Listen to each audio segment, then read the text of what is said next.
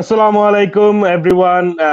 আমি অর্ণব লেইসমিতা.কম থেকে আজ লাইভে আছি এই panel discussion on fourth young entrepreneur summit, national young entrepreneur summit 2020। সবাইকে স্বাগতম। আমরা কিছুক্ষণ একটু ওয়েট করি, আমাদের যারা অডিয়েন্স আছেন তারা জয়েন করতে থাকুক। এর মধ্যে আমি একে একে আমাদের যে অনারেবল স্পিকার এবং গেস্ট আছেন প্যানেল ডিসকাশনে, আমি তাদেরকে একে একে ইন্ট্রোডিউস করে দিব। সো প্রথমত আমি সবাইকে ধন্যবাদ জানাতে চাই যে এই আজকে সারাদিন, সেই সকাল থেকে, আজকে সকাল 10টা থেকে আমাদের এই সামিটটা শুরু হয়েছে। সো অনেকে ধৈর্য ধরে আমাদের সরি একদম সকাল থেকে অনেকে আমাদের এখানে জয়েন করেছেন এবং অনেক কিছু শিখছেন। আমাদের এখানে অনারেবল গেস্ট ছিলেন, ইন্ডাস্ট্রি লিডার ছিলেন, ওয়ার্কশপ হয়েছে। So all the young stars that have the basically আমাদের যে একদম ইকোনমির যে শক্তি, এবং আমরা যাকে বিশ্বাস করি যে ইয়াংদের হাতে আমাদের নেক্সট যে ইকোনমি এবং যে নেক্সট ফিউচার বাংলাদেশ যাদের হাতে, তারা আমাদের সাথে আজকে সারাদিন জয়েন করেছেন। আজকে এবং আগামীকাল 2 দিন আমাদের এই সামিটটা চলবে। So without further ado, আমি প্রথমে আমাদের যে আজকে স্পিকার, আমি তাকে ইন্ট্রোডিউস করাতে চাই। উনি হচ্ছেন খন্দকার আব্দুল আল মামুন, ফাউন্ডার এবং প্রেসিডেন্ট সিমেড হেলথ। হোপ মামুন ভাই আপনি আমাকে শুনতে পাচ্ছেন? আসসালামু আলাইকুম অর্ণব ভাই, আমি আপনাকে শুনতে পাচ্ছি। সরি ভাই, আমি কেমন আছেন? It's okay, it's all good, it's all good. আমাদের অন দ্য মুভ, আমাদের সবসময় অন দ্য মুভে থাকতে হয়। Thank you. আচ্ছা, আমাদের অল দ্য টাইম এক্স্যাক্টলি।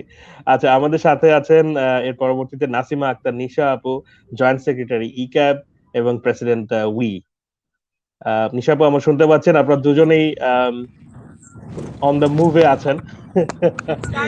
নিশা আপু, আমি আপনাকে দেখতে পাচ্ছি, তো আপনি হোপফুলি আমাকে দেখতে পাচ্ছেন আর শুনতে পাচ্ছি। আচ্ছা, থ্যাংক ইউ ফর জয়েনিং। এর মধ্যেও এর মধ্যে আপনি কষ্ট করে জয়েন করেছেন, অনেক ধন্যবাদ আপনাকে। আচ্ছা, এর পরবর্তীতে আমাদের সাথে আছেন আশিকুল আলম খান, ফাউন্ডার এবং সিইও প্রিয় শপ, এন্ড হিজ আমাদের সাথে জয়েন করেছেন। His also my neighbour. সালাম ভাই, আশিক ভাই কেমন আছেন? জি, ভালো আছি আলহামদুলিল্লাহ। জি, থ্যাংক ইউ। আচ্ছা, এরপর পরবর্তীতে আসলে ওনার পরিচয় দেওয়ার কিছু না, উনি ইন্ডাস্ট্রিতে একদম আর্লি স্টেজ থেকে আমি ওনাকে ফলো করি। অনেক আগে থেকে এই ই কমার্স এবং এই লজিস্টিক ফ্লিট নিয়ে আমাদের এখানে কাজ করছেন। থাউজেন্ডস এন্টারপ্রেনারদেরকে সাপোর্ট দিয়ে যাচ্ছেন। আমাদের বিপ্লব জি রাহুল ভাই, ফাউন্ডার এবং সিইও ecourier.com.bd। বিপ্লব ভাই কেমন আছেন? আসসালামু সবাইকে। ওয়ালাইকুম সালাম। ওয়ালাইকুম সালাম ভাই। ওকে, সো আমাদের সাথে ইয়াং একজন এন্টারপ্রেনার আছেন।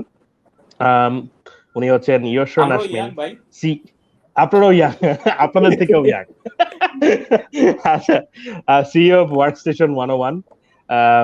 ইয়শরা, ক্যান ইউ হিয়ার মি? শুনতে পাচ্ছেন আমাকে? জি ভাইয়া, শুনতে পাচ্ছি। আসসালামু আলাইকুম সবাইকে। ওয়ালাইকুম সালাম। Thank you all everyone for joining. Sorry Mamun ভাই, আপনার ইয়ের উপরে একটু, আপনার চেয়ারের উপরে ইয়ে পড়ে গেছে। আচ্ছা, চেঞ্জ করে দাও। আচ্ছা, আশিকুল বলছে ইয়াং, তাহলে আমাকে বুড়া বানাই দিচ্ছে সবাই।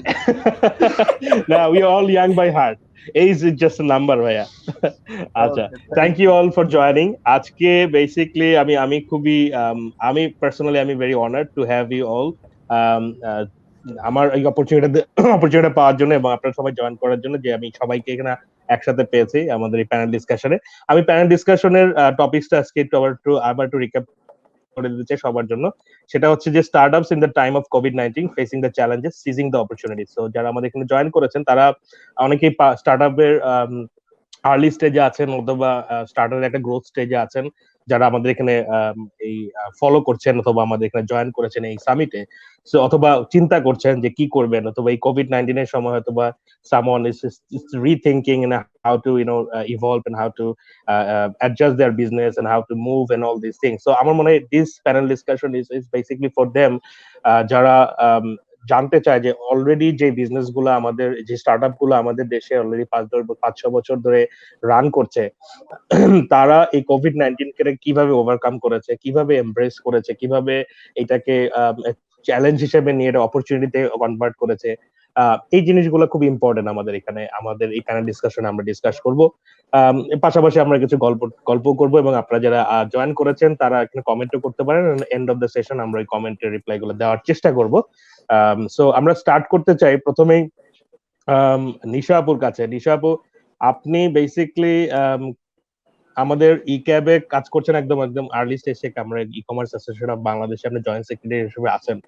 আপনি দেখেছি যে আপনি ইয়াং এন্টারপ্রেনারদেরকে সবসময় উৎসাহ দিয়ে থাকেন, এবং সবসময় আপনি চেষ্টা করেন তাদের সামহাও কোনোভাবে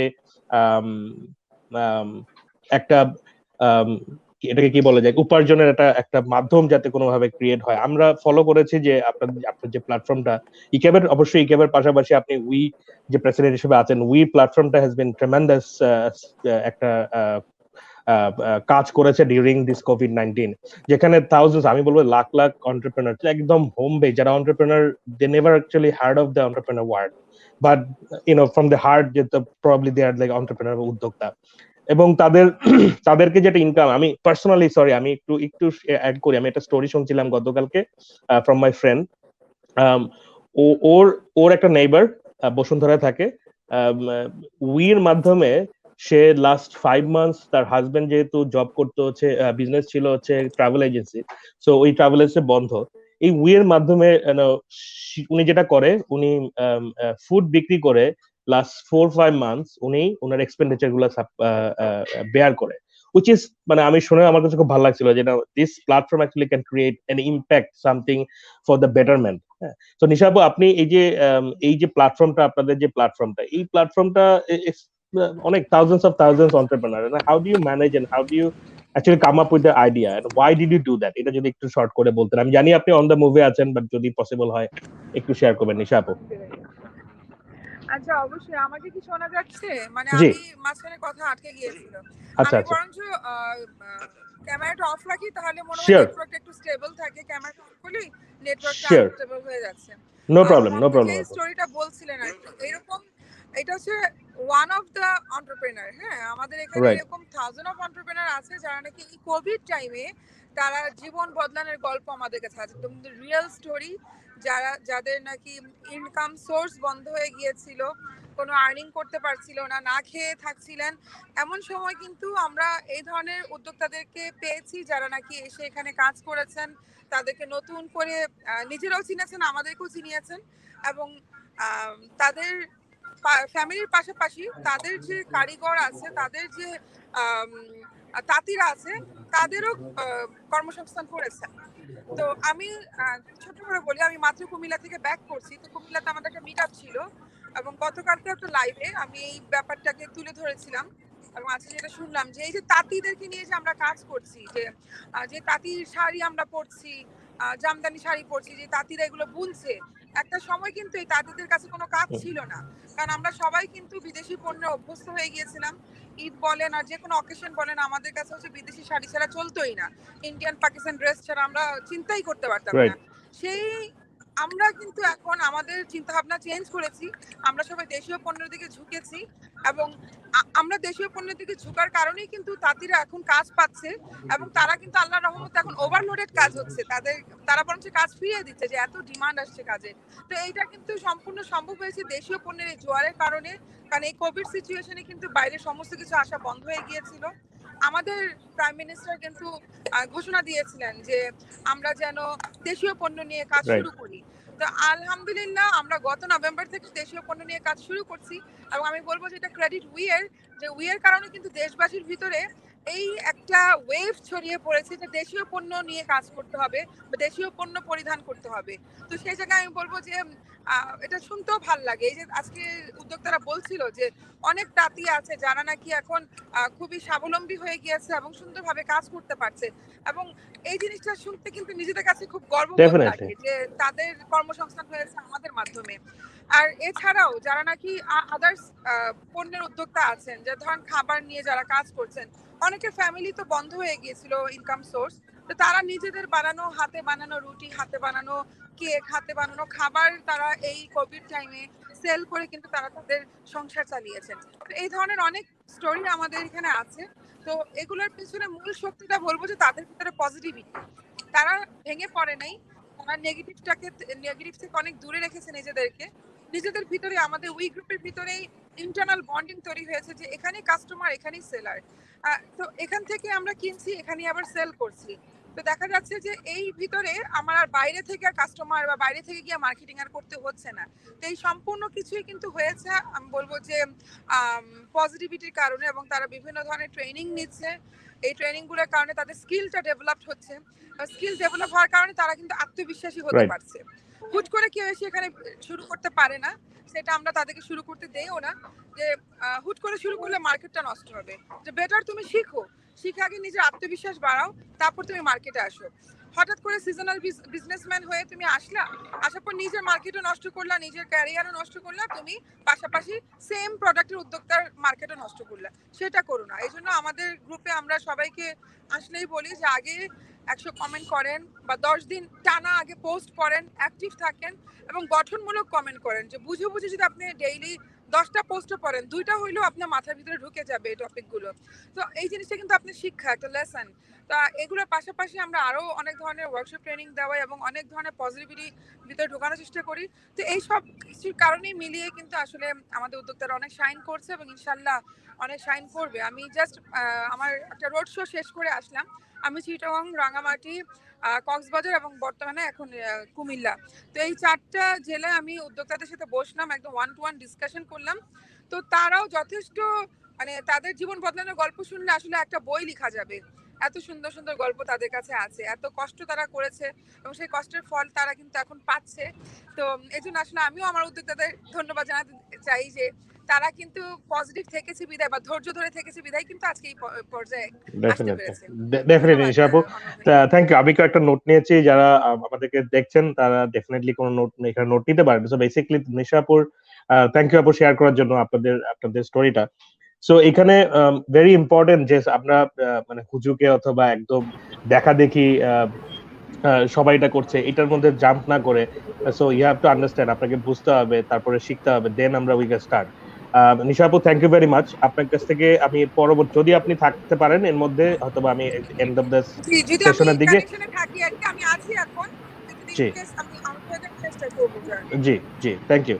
সো মামুন ভাইয়ের কাছে আমি একটু আসতে চাই। মামুন ভাই, নিশা আপুর শুনতে শুনতে আমার মনে হলো যে এই যে consistency is one of the reason behind being successful in the we platform, যেখানে প্রচুর মাইক্রো যারা একদম হোম বেসড উইমেন যারা কাজ করছেন, আমি দেখেছি, আমি নিজেও দেখেছি। সো এদের কনসিস্টেন্সিটা প্র্যাকটিস করাচ্ছেন ওনারা হচ্ছে কমেন্টস পোস্টের মাধ্যমে, এবং এটা কনস্ট্রাকটিভ ওয়েতে এটা কমেন্ট করা, কনস্ট্রাকটিভ ওয়েতে একটা পোস্ট করা, যেখানে হয়তো বা এঙ্গেজমেন্ট এই জিনিসগুলা করা এবং নিজেও শেখা এবং অন্যান্য পোস্ট থেকে অন্যান্য কমেন্টস থেকে নিজের জ্ঞানটাকে বৃদ্ধি করা। সো এইটার সাথে পাশাপাশি আপনি যেহেতু কাজ করছেন হচ্ছে হেলথ কেয়ার নিয়ে, তো আমি জানি আপনাকে হেলথ কেয়ার নিয়ে অনেকদিন ধরে কাজ করছেন। Health care has been one of the মানে আমি বলবো যে not blessed, I mean during this COVID-19 healthcare এই সেক্টরটা was more scaled up, হ্যাঁ, যে because there is no other option. So এই যে হেলথ কেয়ারের মধ্যে আমরা দেখছি বাংলাদেশে কয়েকটা স্টার্টআপ আছে, বাট কিভাবে এই হেলথ কেয়ার স্টার্টআপ গুলা ইনোভেটেড ওয়েতে COVID-19 এ ফাইট করেছে, এবং আপনার স্টোরিটাও যদি আপনাদের শেয়ার করতেন যে ইনোভেটিভ কি ওয়েতে আসলে আপনারা এই সময়টাকে আপনারা পার করেছেন। মামুন ভাই, টু ইউ। হ্যাঁ, অর্ণব ভাই, থ্যাংক ইউ সো মাচ। আমি এর মধ্যে বাসায় পৌঁছে গেছি, সো সমস্যা নাই। Okay, good. So thank you. আসলে হেলথ কেয়ারের যে প্রবলেমটা, আমরা সবসময় হেলথ কেয়ারের বাংলাদেশের প্রবলেমটা শুনছি, কেউ কিন্তু ফিল করি নাই, দেখি নাই। তো সবচেয়ে বড় ছিল COVID-19 আমাদের জন্য একটা বিগ লেসন ক্রিয়েট করছে, যে টু সি দ্য মানে situation of health care. So আমাদের সিমেডের তরফ থেকে আমরা যদি একটু বলি, আমরা গত 3 বছর থেকে কাজ করতেছি যে হেলথ কেয়ারের ফিক্সিং করার জন্য, মানে আমি যদি বলি ফাউন্ডেশন ক্রিয়েট করার জন্য। যে কোনো সিস্টেমের যদি আমরা ধরে নেই যে আমরা একটা 20 তলা বিল্ডিং বানাবো, 20 তলা বিল্ডিং এর স্ট্রেংথ হচ্ছে তার ফাউন্ডেশন। আমরা যদি ফাউন্ডেশনটা ভালো না দিতে পারি, তাহলে কিন্তু ওই বিল্ডিংটা টিকবে না, ঠিক না? সো আমরা সিমেড হেলথের যে মানে উৎপত্তিটা যেখান থেকে আসছে, আমরা একটা রিসার্চ করে আইডেন্টিফাই করছি যে বাংলাদেশে আসলে হেলথ কেয়ারের সমস্যাটা কি। তো ওইখানে আমরা যেটা আসলে অবজার্ভ করছি যে আমাদের হেলথ কেয়ারে সবচেয়ে দুর্বল হচ্ছে প্রাইমারি হেলথ কেয়ার। তার মানে আমার রুরালে স্পেশালি যে মানুষ জানে না তার হেলথ কেয়ারের কি প্রবলেম এবং সে কোথায় যাবে তার হেলথ কেয়ার সিক করার জন্য। এবং এই মডেলিটি নিয়ে আমরা যখন গত 3 বছর কাজ করতেছি, আমরা একটা মডেল তৈরি করছি, এটা হলো digital health service at the door steps. আমাদের মাননীয় প্রধানমন্ত্রী বলছেন যে সার্ভিস আমাদের মানুষের দোরগোড়ায় যাবে। এই যে সার্ভিস মানুষের দোরগোড়ায় যাবে, আসলে কি মানুষের দোরগোড়ায় সার্ভিসটা নিতে হবে। আমি নিশাপুর কথা যদি বলি যে আমাদের গ্রামে প্রচুর ছেলে মেয়ে বেকার আছে, তারা জানে না কি করতে হবে, রাইট? আমরা কি করতেছি, ওই যে ছেলেরা মেট্রিক পাস করে বসে আছে কিছু করতেছে না, বা প্যারামেডিক পাস করে বসে আছে কিছু করতেছে না, তাদেরকে ট্রেন আপ করতেছি। একটা হচ্ছে ডিজিটাল পদ্ধতিতে কিভাবে প্রাইমারি হেলথ কেয়ার দেওয়া যায় সেটা, আরটা হচ্ছে তাকে এন্টারপ্রেনার বানানো, যে সে তার এলাকাতে বসে এলাকার মানুষের digital health care health account create করবে এবং যার মাধ্যমে সে বাড়ি বাড়িতে স্বাস্থ্য সেবা দিবে। এটাকে আপনি আবার বলতে পারেন উবার মডেল। উবারের যেরকম ড্রাইভার থাকে, উবার ড্রাইভাররা প্যাসেঞ্জারদেরকে এক জায়গা থেকে আরেক জায়গায় নিয়ে যায়, আমাদের মডেলটা হচ্ছে উবার ড্রাইভারের মতো। আমাদের ডিজিটাল হেলথ ওয়ার্কার আছে, উদ্যোক্তা, যারা হচ্ছে ওই এলাকার door to door health service দিচ্ছে এবং সবার একটা করে হেলথ অ্যাকাউন্ট ক্রিয়েট হচ্ছে এবং প্রতি মাসে প্রত্যেকের হেলথের কন্ডিশন কি সেটা মেজারমেন্ট করা হচ্ছে। তার যদি কোনো সমস্যা থাকে তাকে ডাক্তারের প্রেসক্রিপশন দেওয়া হচ্ছে, তাকে অ্যাডভাইস করা হচ্ছে, এডুকেট করা হচ্ছে। সো এই মডেলটা আমরা কোভিড এর আগে বাংলাদেশের 51টা ইউনিয়নে ইমপ্লিমেন্ট করছি। তার মানে 51টা ইউনিয়নের 16 লক্ষ মানুষ আমাদের এই নেটওয়ার্কের আন্ডারে, এবং প্রত্যেকে প্রতি মাসে আমাদের 750 উদ্যোক্তা হেলথ ওয়ার্কার যে আছে তাদের মাধ্যমে ডোর স্টেপে হেলথ কেয়ার সার্ভিস পাচ্ছে। সো আমাদের এই অভিজ্ঞতাটা আমাদেরকে কোভিডের সময় অনেক বড় কাজে দিচ্ছে। কোভিডের সময় যখন সারা বাংলাদেশে আমরা ওরিড যে কি হবে, অনেক বড় মানে আমাদের ট্রান্সমিশন হবে, অনেক মানুষ আক্রান্ত হবে, অনেক মানুষ মারা যাবে, এরকম একটা আতঙ্কের মধ্যে আমরা মিনিস্ট্রি অফ হেলথের ডিজি হেলথের সাথে পার্টনারশিপ করে আমাদের ওই অভিজ্ঞতাটা কাজে লাগিয়ে আমাদের ওই যে প্ল্যাটফর্মটা ছিল সেই প্ল্যাটফর্মের সাথে আমরা কোভিডের জন্য সেপারেট মডিউল অ্যাড করে সারা বাংলাদেশের গভর্নমেন্টের যে 14,000 কমিউনিটি ক্লিনিক আছে সেই কমিউনিটি ক্লিনিকের যারা সার্ভিস দেয় তাদেরকে দিয়ে এবং গভর্নমেন্টের যে হেলথ ওয়ার্কার আছে তাদেরকে দিয়ে সারা বাংলাদেশে আমরা COVID-19 national digital surveillance system launch করছি, যার মাধ্যমে গত 6 মাসে 20 লক্ষ মানুষকে আমরা সেবা দিছি। যেখানে আমরা প্রতিটা ডোর স্টেপ বা কমিউনিটি ক্লিনিকে যারা আছে তাদের থেকে আমরা অনলাইন স্ক্রিনিং এর মাধ্যমে খুঁজে বের করছি কে সাসপেক্টেড কোভিড, তাকে আমরা ওইখানে কানেক্ট করছি তার স্যাম্পল কালেকশন করার জন্য, এবং স্যাম্পল কালেকশন যদি হয় তারপরে তাকে তার স্যাম্পল যদি রেজাল্ট যদি পজিটিভ হয় তাকে কানেক্ট করছি রিসোর্স সাথে, হসপিটাল বা আইসোলেশন এইগুলোর সাথে। এই পুরো জিনিসটা ইন টু এন্ড একবার ডোর স্টেপ থেকে ডিজি হেলথ পর্যন্ত পুরো ডিজিটাল। এবং এখান থেকে আমরা বের করছি যে কোন এলাকায় কোভিড এর পরিমাণ বেশি, কোন এলাকায় কম, কোন সাসপেক্টেড বেশি, কোন এলাকায় পজিটিভ হচ্ছে, কোন নেগেটিভ হচ্ছে, এই সব কিছু আমরা করছি। এবং এর মাধ্যমে আমরা আসলে প্রায় 1 লক্ষের বেশি সাসপেক্টেড কোভিড পেশেন্টকে আইডেন্টিফাই করে তাদেরকে সেবা দিতে পারছি। এবং প্রচুর এডুকেশন এবং কন্ট্যাক্ট ট্রেসিং করা গেছে, যে একজনকে সাসপেক্ট হয়েছে তাহলে তার ফ্যামিলি মেম্বার সবাইকে এখন স্ক্রিন করা করে তাদের মধ্যে কোনো সিমটম আছে না থাকলে তাদেরকে ওই টেস্ট করানোর ব্যবস্থা করে সবকিছু আমরা করতে পারছি। সো এখানে যেটা হচ্ছে যে এই যে মানুষের কোভিড এর কারণে যে আতঙ্ক ছড়ায় পড়া বিশেষ করে গ্রামে, আবার আরেকটা হচ্ছে যে মানুষ কোভিডকে কোনো ইয়াই করতেছে না, মানে পাত্তা দিচ্ছে না, এই দুইটার মাঝখানে যে একটা ব্যালেন্স করা, যে একটা হচ্ছে তার মধ্যে এডুকেশন অ্যাওয়ারনেস ক্রিয়েট করা, আর একটা হচ্ছে কোভিডটাকে ম্যানেজ করা, এই দুইটা জিনিসকে ব্যালেন্স করতে পারছি। এবং এটার মাধ্যমে বিশেষ করে হেলথ সেক্টরে যেটা হয়েছে এই কোভিড এর কারণে, আমি বলবো Covid is A blessings for the health sector. কিভাবে? কোভিড আসার পরে আমরা যারা হেলথ সেক্টরে কাজ করি তারা মানুষকে হেলথের গুরুত্বটা বোঝাইতে অনেক মানে স্ট্রাগল করতেছিলাম, কারণ আমাদের দেশের মানুষ হেলথের রেসপেক্ট হচ্ছে রিঅ্যাক্টিভ, প্রোঅ্যাক্টিভ না। মানে হচ্ছে আমি অসুস্থ হলে আমি ওষুধ খাবো, আমি অনেক টাকা খরচ করে হসপিটালে যাব, কিন্তু অসুস্থ হওয়ার আগে আমি 10 টাকা 20 টাকা খরচ করে যে আমার হেলথ চেক আপ করাবো বা হেলথের মানে কি অবস্থা সে জানবো, সেই মানে হ্যাবিটটা আমাদের হয় নাই। সো আমি বলবো যে কোভিড হেলথ এন্টারপ্রেনার জন্য হিউজ ব্লেসিংস ইন বাংলাদেশ, যে মানুষের মধ্যে অ্যাটলিস্ট একটা জিনিস আসছে, সেটা হচ্ছে যে হেলথ সিকিং বিহেভিয়ার, যে আমাকে একটু সাবধানে থাকতে হবে, আমাকে চেক করতে হবে, এটা একটা। আরেকটা হচ্ছে যে আমরা যে জায়গাটা নিয়ে কাজ করতেছিলাম যে আমাদের non communicable disease, diabetes, hypertension, stroke, heart attack, এই জিনিসগুলো কিন্তু আমরা কোনোভাবেই মানে অতটা সিরিয়াস নিচ্ছিলাম না। আপনি যদি লক্ষ্য করেন, আমরা কোভিডে দেখতে পাচ্ছি অনেক মানুষ মারা যাচ্ছে। একবার কি আমরা যদি লক্ষ্য করি কারা মারা যাচ্ছে? যাদের ডায়াবেটিস আছে, যাদের হাইপারটেনশন আছে, যাদের কোমরবিডিটি আছে, ঠিক না? সো এখানে মানে কোভিড এর মাধ্যমে আমরা আসলে শিখার চেষ্টা করতে হবে যে আমাদের হেলথ ইজ অ্যান ওয়েলথ। তো আমরা সিমেডে একটা কথা বলি, আপনার 3টা অ্যাকাউন্ট আছে, একটা হলো ফেসবুক অ্যাকাউন্ট, একটা হলো ব্যাংক অ্যাকাউন্ট, আর একটা হচ্ছে health account. Which one is the most important account for your life? আমি অডিয়েন্সদের কাছে কোশ্চেন করব, তারা চিন্তা করে যে health account, bank account, Facebook account, which one is the most significant account for your life to stay healthy, to stay productive? So এটা হচ্ছে যে আমাদের কোভিড এর সিচুয়েশন বললাম। তার সাথে যেটা বলবো, আমাদের যারা এন্টারপ্রেনার আমরা আছি, কোভিড এর সময় আমরা জানি যে আমাদের অনেকেরই রেভিনিউ কমে গেছে বা রেভিনিউতে ইফেক্ট করছে।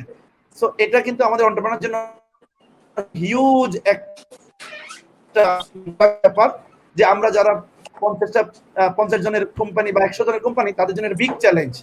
সো আমরা আমাদের এখানে যারা আছে তারা সবাই জানি যে কি দিয়ে গেছি, বাট এন্টারপ্রেনারদের জন্য সবচেয়ে বড় জিনিস হলো patience and ambition to do it, যে হবেই। COVID is a for the COVID problem is a very short time. COVID হয়তো 6 মাস থাকবে বা 1 বছর থাকবে, বাট দ্য স্টার্টআপস, আমরা যারা ফাউন্ডার আছি, তাদের ভিশন হচ্ছে নেক্সট 10 ইয়ার্স, 20 ইয়ার্স।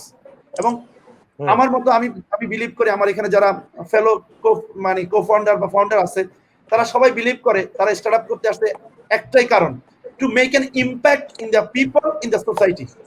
সো আমাদের সবার যেহেতু ভিশন হচ্ছে to make an impact, so আমাদের আসলে মানে নন স্টপেবল জার্নি।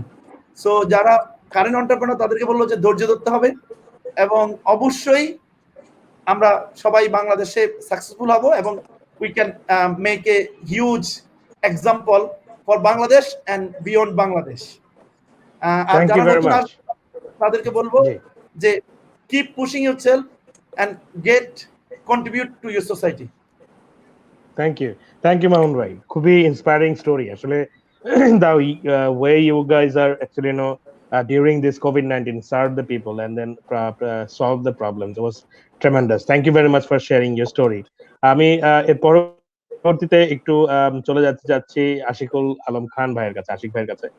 আশিক ভাই, আপনি প্রিয় শপ নিয়ে আমি আমি যতটুকু আমি আপনাকে দেখেছি 2013 সাল থেকে 2012 সাল থেকে আমি আসলে আপনার সেই প্রিয় শপের নাম শুনেছি, এবং আপনি দেখেছি যে how you ups and down and all this path that you pass almost 8 years হয়ে গেছে আপনাদের। হ্যাঁ, তো এই যে 8 ইয়ার্স এর মধ্যে ডেফিনেটলি এই যে আমাদের করোনার ক্রাইসিসটা ওয়াজ, আমি বলবো যে আমাদের যারা ফাউন্ডার আছে তাদের মধ্যে সবচেয়ে বেশি চ্যালেঞ্জিং টাইমটা আমরা ওই সময়টা পার করে অলমোস্ট আমরা এখনো ওভারকাম করি না 100%, but still we are on the way to কার্ভের নিচের দিকে আমরা হয়তো এখন আছি, মানে in sense of business. So আপনার priyashop.com মেইন ভিশনটা আসলে হচ্ছে, আমি if I am not wrong, like the rural সেক্টরে you guys develop the entrepreneurship and the also access to the people's একদম লাস্ট মাইল ডেলিভারিতে আপনারা ওই জায়গাটা আপনারা কাজ করছেন, ওইটাও শুনবো। বাট পাশাপাশি আমি শুনতে চাচ্ছিলাম যে এই যে আপনার এই ক্রাইসিসের সময় আপনাদের এন্ড থেকে অথবা আপনার এক্সপেরিয়েন্স থেকে কি মনে হচ্ছে রেলিভেন্ট অপরচুনিটি গুলো ক্রিয়েট হয়েছে এই যে COVID-19 এর ক্ষেত্রে? অনেকে হয়তো বা বলেছে আমার বিজনেস ডাউন, আমার বিজনেস শেষ, আমি আমার আর চাকরি শেষ, whatever, all the industry is not coping up properly, এই সেক্টরটা হয়তো ভালো করতেছে না, বাট কোন জায়গাটাতে মনে করেন যে startup should focus on the relevant opportunities during this COVID-19? To you Ashiq ভাই। ধন্যবাদ অর্ণব ভাই, দারুণ একটা ইভেন্ট হচ্ছে, নো ডাউট। এখানে শেখারও অনেক কিছু আছে। মামুন ভাই অনেক সুন্দর করে স্টোরি বললো যে কিভাবে অ্যাকচুয়ালি হেলথ স্টার্টআপ কিভাবে কাজ করেছে প্যান্ডামিক সিচুয়েশনে। ই কমার্সের জন্য কিন্তু একটা গ্রেট মোমেন্টাম ছিল হচ্ছে এই COVID-19। এই COVID-19 এর কারণে ই কমার্সের কাস্টমারদের বিহেভিয়ার একটা চেঞ্জ আসছে। মানুষ আগে কিন্তু আমাদেরকে অনেক পুশ করতে হতো অনলাইনে কেনাকাটা করার জন্য, এখন অ্যাকচুয়ালি অনলাইনে কেনাকাটাটা হ্যাবিটের মধ্যে চলে আসছে। এই কোভিড-19 সিচুয়েশনের কারণে। এটা ই-কমার্সের জন্য একটা আশীর্বাদ। শুধু ই-কমার্স না, ভাইয়া কিন্তু অলরেডি বলে গেছেন যে যারা এখন সেক্টরে আছে, সবগুলো সেক্টর কিন্তু এখন প্রমিজিং সেক্টর। আপনার ডিজিটাল মার্কেটিং বলেন, কিংবা হচ্ছে ই-কমার্স বলেন, হেলথ বলেন, এডুকেশন বলেন, সবগুলো কিন্তু একটা নতুন দিগন্ত পেয়েছে এই কোভিড সিচুয়েশনের কারণে। যে কোনো নেগেটিভ সিচুয়েশনে কিন্তু পজিটিভ একটা দিকও চলে আসে। এখন একজন উদ্যোক্তার উচিত অপরচুনিটিটাকে কিভাবে অ্যাকচুয়ালি গ্র্যাব করবে। কালকে বিপ্লব ভাই একটা জিনিস শেয়ার করেছিল যে যখন আপনি অ্যাকচুয়ালি এক্সকিউজ দিতে পারেন একটা ফেলিয়ারের পরে, অথবা হচ্ছে সেটা পরিবর্তন করে আপনি নতুন একটা দিগন্ত রচনা করতে পারেন।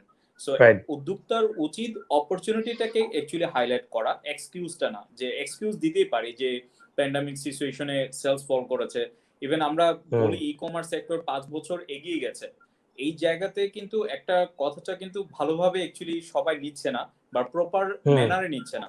ই-কমার্স এগিয়ে গেছে এই অর্থে যে মানুষের হ্যাবিট চেঞ্জ হয়েছে, মানুষ এখন অনলাইনমুখী হয়েছে, ডিজিটাল হয়েছে, সে এখন অনলাইনে কেনাকাটা করতে স্বাচ্ছন্দ্য বোধ করে, এই অর্থে ই-কমার্স এগিয়ে গেছে। কিন্তু ইন টার্মস অফ সেলস এর কথা যদি বলি, কোভিড-19 সময় কিন্তু গ্রোসারি ব্যতীত অন্য কোনো কিছুর সেল ছিল না, সবই গ্রোসারি আর হচ্ছে মাস্ক। তো এই কোভিডে কিন্তু আপনি আরেকটা লার্নিং দেখবেন যে হঠাৎ করে কিন্তু এই যে মাস্ক কিংবা হচ্ছে স্যানিটাইজারের সেলার অনেক বেড়ে গেছে। এই যে হুজুগে আমরা একটা বিজনেস স্টার্ট করি, আমাদের মনে রাখতে হবে যে আফটার কোভিড এটা ডিমান্ড কিন্তু পড়তে থাকবে, এটা কিন্তু স্টেবল থাকবে না। সো উদ্যোক্তার উচিত এই শর্ট টার্ম যে মুভগুলো হয় এগুলোতে অ্যাকচুয়ালি না আসা, এটা কিন্তু উদ্যোগ না, আপনার কিন্তু এটা সাস্টেনেবল কোনো কিছু না। আপনাকে যদি বিজনেস করতে হয় তাহলে কিন্তু আপনার বিজনেসের একটা মডেল লাগবে। আমার মনে হয় আমরা যারা ইয়াং এন্টারপ্রেনার আছি, আমাদের সবচেয়ে বড় প্রবলেমটা হচ্ছে আমরা শিখতে চাই না, পড়তে চাই না, জানতে চাই না। একজন উদ্যোক্তা শুধুমাত্র হচ্ছে যে একটা বিজনেস আইডিয়া থাকবে, আইডিয়া হলেই সে ব্যবসা নেমে যাবে, হ্যাঁ, $1,000,000 সেল হয়ে যাবে, $1,000,000,000 ইনভেস্টমেন্ট আসবে। আসলে গল্পটা সেটা না। আপনাকে অ্যাকচুয়ালি অনেক বেশি নলেজেবল হতে হবে, আপনাকে পড়তে হবে, জানতে হবে। আপনার বিজনেসের যদি একটা সলিড মডেল না থাকে, সাস্টেনেবিলিটি না থাকে, হ্যাঁ, স্টার্টআপের শুরুতে হয়তো বার্ন থাকবে বা হচ্ছে একটা টাইম পর্যন্ত কাস্টমার অ্যাকুইজিশন পার্ট থাকবে, কিন্তু একটা পর্যায়ে কিন্তু এটার মধ্যে বিজনেস থাকতে হবে। বিজনেসের যে মূল শর্তটা যে মুনাফার উদ্দেশ্যে আপনি কোনো একটা ইনিশিয়েটিভ নিয়েছেন, সেই ইভেন্টটা যেন মুনাফার উদ্দেশ্যেই হয় এবং সেখানে যেন সলিড বিজনেস থাকে। এটা এমন না যে এখন প্যান্ডামিক আসছে সো আমি এখন মাস্কের ব্যবসা করি, কিংবা হচ্ছে এই মুহূর্তে সেভলন ভালো চলতেছে মার্কেটে তাহলে এটা নিয়ে সেল করি। সো এই যে একটা আমাদের হুজুগ আছে যে আমরা যখন যে জিনিসটা শুরু হয় সেটা নিয়ে একটা ব্যবসা করি, কিংবা হচ্ছে স্মার্ট ওয়াচ নিয়ে কখনো ব্যবসা করলাম, কখনো হচ্ছে আমি গ্রোসারি নিয়ে কাজ করলাম, এরপরে কিন্তু আমার আর ওই বিজনেসটুকু নাই, যখনই এটা ড্রপ করছে তখনই কিন্তু আমি অফ করে দিচ্ছি। অ্যাকচুয়ালি এই জায়গা থেকে বেরিয়ে আসতে হবে। আমরা যদি এটা থেকে না বেরিয়ে আসি তাহলে কিন্তু আমাদের যে স্টার্টআপ কমিউনিটিটা, এটা কিন্তু অ্যাকচুয়ালি আমরা একটা সাউন্ড কমিউনিটি পাবো না। আমরা আজকে অনেকেই কথা বলছি ই কমার্সের গ্রোথের কথা, এই গত 3-4 মাসে ই কমার্স কতগুলো ড্রপ করেছে এই হিস্ট্রিও কিন্তু আপনাকে জানতে হবে, এবং তারা যে ড্রপ করেছে তাদের ফেলিওরের রিজনটা কিন্তু আপনার সাকসেস স্টোরি হতে পারে। সে কি কি কারণে অ্যাকচুয়ালি ফেল করেছে, তার কি কি জায়গায় গ্যাপ ছিল, স্টার্টআপটা সে স্টার্ট করেছে, 3-4 বছর বিজনেস করেছে, ইনভেস্টমেন্টও পেয়েছে, তারপরে বিজনেসটা অফ করে দিয়েছে, নিশ্চয়ই কোনো রিজন ছিল। আপনি যদি ওই রিজনটা আইডেন্টিফাই করতে পারেন তাহলে কিন্তু হচ্ছে একটা গ্যাপ পূরণ হবে। ওই গ্যাপটা পূরণ হওয়াটাই হচ্ছে আপনার গেম চেঞ্জিং। আমরা যেমন হচ্ছে যে প্রিয় সব যখন আমরা স্টার্ট করেছিলাম 2013 সালের 7 ফেব্রুয়ারিতে, সেই সময় কিন্তু বাংলাদেশে B2C e commerce model actually ছিল না। ওই সময়ে যারা ছিল একদম ইন্ডিভিজুয়াল এন্টারপ্রেনার ছিল, আর কুপন ভিত্তিক কয়েকটা প্ল্যাটফর্ম ছিল। সো আমরা যখন স্টার্ট করেছি ওই সময়ের জন্য ওইটা পারফেক্ট ছিল। সো 2015-তে এসে দেখা গেল যে বৈদেশিক কয়েকটা কোম্পানি আসলো এবং তারা এসে প্রচুর বার্ন করছে উইদাউট অ্যাকচুয়ালি কমিশন, তারা বিজনেস করে গেছে এবং মার্কেটটাকে নষ্ট করে গেছে। সো মার্কেটের ইকোসিস্টেমটা যখন ইমব্যালেন্স হয়ে গেল তখন কিন্তু আমরা একটা চ্যালেঞ্জের মুখে পড়েছিলাম। আমরা কিন্তু ইনভেন্টরি ভিত্তিক ই কমার্স প্ল্যাটফর্ম ছিলাম, অলরেডি হচ্ছে অর্ণব ভাই বিজনেস করছেন লেসপিতা, সো সেখানে কিন্তু উনি ইনভেন্টরি স্টোর করে কিন্তু কাজ করছে, প্রিয় সব কিন্তু সেভাবেই কিন্তু কাজ করছিল। সো আমরা কিন্তু ওই চ্যালেঞ্জটা যখন দেখলাম তখন কিন্তু হচ্ছে সময়ের সাথে সাথে আমাকে কিন্তু বিজনেস মডেলে কিছুটা পরিবর্তন আনতে হয়েছে। ওই পরিবর্তনটা কিন্তু হচ্ছে এরকম না যে আমি ব্যবসাটা চেঞ্জ করে ফেলেছি, আমার ইনভেন্টরি ছিল, সো ইনভেন্টরির সাথে সাথে আমরা তখন কি করলাম, কনসাইনমেন্ট বেসিস আপনার ইনভেন্টরি সার্চ করার ট্রাই করলাম। সো আমার এখানে দু ধরনের হচ্ছে বিজনেস মডেল তৈরি হয়ে গেল, একটা ইনভেন্টরি ভিত্তিক আর একটা হচ্ছে কনসাইনমেন্ট ভিত্তিক। সো ওই বিজনেসটা কিন্তু যখন আমরা কন্টিনিউ করছি, তারপরেও কিন্তু এখানে ইনভেস্টমেন্ট সেভি একটা মার্কেট। সো এখানে কিন্তু অনেক বেশি হচ্ছে কম্পিটিশনটা অনেক। সো আমাকে তখন একটা নিশ মার্কেট খুঁজতে হচ্ছে যেখানে অ্যাকচুয়ালি আমার বিজনেসের সাস্টেনেবিলিটি এনশিওর হবে। যে এরকম না যে আমি শুধুমাত্র হচ্ছে এক্স ওয়াই এর সাথে শুধুমাত্র ফাইট করব, ফাইট করে একটা পর্যায়ে সেকেন্ড থার্ড পজিশন হোল্ড হলেই হবে। আমাকে কিন্তু একটা ইউএসপি তৈরি করতে হবে। আমার বিজনেসের মধ্যে যদি ইউএসপি না থাকে তাহলে আমার সাস্টেনেবিলিটি আমার জন্য টাফ হবে। সো এই সাস্টেনেবিলিটির জন্যই কিন্তু বা ইউএসপি তৈরি করার জন্যই কিন্তু আমরা তখন রুরাল মার্কেটটাকে বেছে নিয়েছি, যেহেতু এটা এখন টোটালি আনট্যাপ মার্কেট এবং আমাদের দেশে প্রায় মানে 110 মিলিয়ন পিপল গ্রামে বাস করে। সো হিউজ একটা মার্কেট, সেটাই 80% ওইখানেই। আমরা ওইটা নিয়ে তখন হচ্ছে কাজ করা শুরু করলাম। অলরেডি মামুন ভাই বলেছে যে অনেকেই আছে গ্রামে যারা হচ্ছে পড়াশোনা করেছে কিন্তু তার হয়তো স্কোপ পাচ্ছে না। সো আমরা সেই টেকনোলজি সলিউশনটা দেওয়ার চেষ্টা করেছি। আমরা কিন্তু হচ্ছে যেহেতু প্ল্যাটফর্ম, আমাদের স্ট্রেংথ কিন্তু হচ্ছে টেক, আমাদের কোর বিজনেস কিন্তু টেকনোলজি। সো আমি টেকনোলজিতে যত বেশি অ্যাকচুয়ালি ইমপ্রুভ করব তত বেশি আমার জন্য স্কোপ তৈরি হবে। So product selling not only কিন্তু ওইটা পার্ট, তো ভ্যালু কি ক্রিয়েট করছি এটা ইম্পর্টেন্ট। কিন্তু আমি রিসেন্টলি যেটা দুঃখজনক হলো সত্য যেটা দেখছি যে স্টার্টআপ মানে কিন্তু হচ্ছে যে আমি একটা .com বানালাম বা একটা অ্যাপস বানালাম তা কিন্তু না। ভ্যালু চেইনে আমার ইম্প্যাক্ট কি, আমি কি ধরনের ইম্প্যাক্ট ফেলছি ভ্যালু চেইনের মধ্যে, সেটা হতে পারে হচ্ছে ম্যানুফ্যাকচার এন্ডে, হতে পারে হচ্ছে ইম্পোর্টার এন্ডে, হতে পারে হোলসেলার এন্ডে, কিন্তু আমাকে কিন্তু একটা ভ্যালু ইম্প্যাক্ট ফেলতে হবে। আমি যদি ভ্যালু চেইনে কোনো ধরনের কন্ট্রিবিউশন না করি, আমার যদি মনে হয় যে এই মুহূর্তে ভালো সেল হচ্ছে মাছ, এই মুহূর্তে ভালো সেল হচ্ছে এটা, এটা নিয়ে কাজ করলে হবে, তাহলে কিন্তু অ্যাকচুয়ালি বিজনেস হবে না। এটা অ্যাকচুয়ালি শর্ট টার্ম কোনো একটা হয়তো পুঁজিবাদী কাজকর্ম, যে আমি হয়তো প্রোডাক্ট নিয়ে আসলাম, বিক্রি করলাম, চলে গেলাম। সো স্টার্টআপ যারা নিয়ে শুরু করবেন তাদের জন্য আমার সাজেশন যেটা সেটা হচ্ছে আপনার বিজনেস মডেল লাগবে, আপনাকে নলেজেবল হতে হবে। আপনি যত বেশি নলেজেবল হবেন আপনার স্ট্রেংথ তত বেশি বাড়বে। এটা মনে রাখবেন, অ্যাকচুয়ালি মানে আপনার সাথে কম্পিট করছে কে সেটা ইম্পর্টেন্ট না, তার কত ফান্ড আছে, অ্যাকচুয়ালি তার স্ট্র্যাটেজি কত, ম্যান পাওয়ার কত, সেটার চেয়ে ইম্পর্টেন্ট আপনি কত বেশি নলেজেবল। আমাদের সাথে এখানে বিপ্লব আছে। সো আমি যখন শুরু করেছিলাম, বিপ্লব সমসাময়িক সময়ে স্টার্ট করেছে এবং কুরিয়ারের ক্ষেত্রে ওর যতটুকু নলেজ সেটা কিন্তু হচ্ছে অন্যান্য যারা এখন কুরিয়ার নিয়ে আসছে তারা হয়তো এখন এমপ্লয়ি নিয়েছে এবং মোস্ট অফ এমপ্লয়ি কিন্তু ই কুরিয়ারের। সো এই যে একটা মানে ফাউন্ডেশনের যে নলেজটা, এটা কিন্তু সবচেয়ে বড় ইউএসপি। আমাদের দেশে কুরিয়ারের যে হালচাল সেটা বিপ্লব যতটুকু ভালো জানবে, সেটা কিন্তু অন্য একজন এসে মানে সে হয়তো অনেক বেশি তার ইনফ্রাস্ট্রাকচার থাকবে কিন্তু ওই স্ট্রেংথ ফাউন্ডেশনটা কিন্তু থাকবে না, যেটা আমরা যারা স্টার্ট করেছিলাম শুরুতে আমাদের যেটা আছে, আমরা কাজ করতে করতে শিখেছি, ওই শিখাটা আমাদের কিন্তু অনেক বেশি সাপোর্ট দেবে। সো যারা স্টার্ট আপ শুরু করবে আমার রিকোয়েস্ট একটাই যে আপনাদের জানতে হবে এবং হচ্ছে অনেক বেশি পড়তে হবে, সাথে সাথে আপনার একটা বিজনেস মডেল লাগবে এবং নিজের একটা ইউএসপি লাগবে যেটা অ্যাকচুয়ালি আপনার স্ট্রেংথ, এবং এটা না থাকলে অ্যাকচুয়ালি বিজনেস করা যাবে না। থ্যাংক ইউ আশিক ভাই। আমি হোক প্যান্ডামিক ছাড়াও।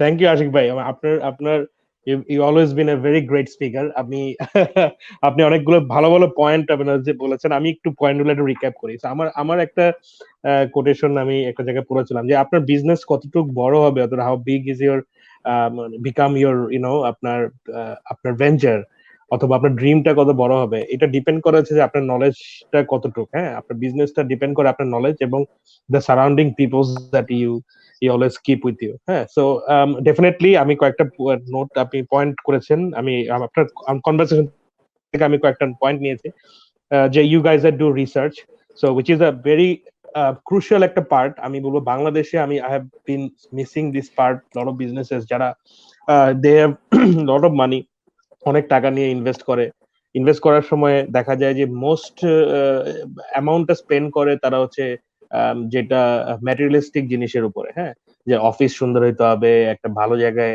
দামি জায়গায়। হ্যাঁ, অফকোর্স ইটস ইম্পর্টেন্ট, বাট আমার কাছে মনে একটা বিজনেস যদি আমি 1 কোটি টাকা ইনভেস্ট করি, দেয়ার শুড হ্যাভ সাম এই 1 কোটি টাকা ইনভেস্ট করার পিছনে আমি 5 লাখ টাকা হলে আমি রিসার্চ করা উচিত। So rather losing 1 crore taka, so I might lose 5 lakh taka. So আমি 5 লাখ টাকা রিসার্চ করে আমি দেখলাম যে ওকে ফাইন, আমি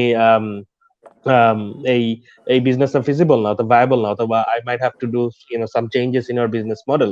সো এই জিনিসটা আমরা মিস করি। আমরা যেটা আশিক ভাই, আমরা flexfita.com এ যেহেতু এটা ইটস এ ফ্যাশন ও সেন্ট্রিক একটা বিজনেস, এখানে জুয়েলারি নিয়ে আমরা কাজ করি, কসমেটিক্স এন্ড ফ্যাশন গুডস নিয়ে কাজ করি। সো যখন দেখলাম যে এই প্যান্ডেমিকে পার্সোনালি আমাদের টিম উই ফেল ব্যাড যে এই সময়টা কি আমাদের সেল করা উচিত, এটা আমরা উই ফেল্ট ইট। হ্যাঁ, আমরা এটা হচ্ছে মার্চের লাস্টের দিকে না, তো এপ্রিলের দিকে আমরা উই ফেল ওকে সব সব জায়গায় এত ক্রাইসিস, এত মানুষের হাহাকার, মানুষ মারা যাচ্ছে, মানুষ অসুস্থ হচ্ছে, ইকোনমিক ইমব্যালেন্স ক্রিয়েট হচ্ছে। তো এই সময়টাকে আসলেই করা উচিত কিনা এই জিনিসটা নিয়ে আমরা নিজেরাও আমাদের মধ্যে থেকে আমরা খুব মানে একটা কি বলে না, গিলটি ফিলিংস হচ্ছিল যে আমরা কি should we post those things in social media and then put some advertisements.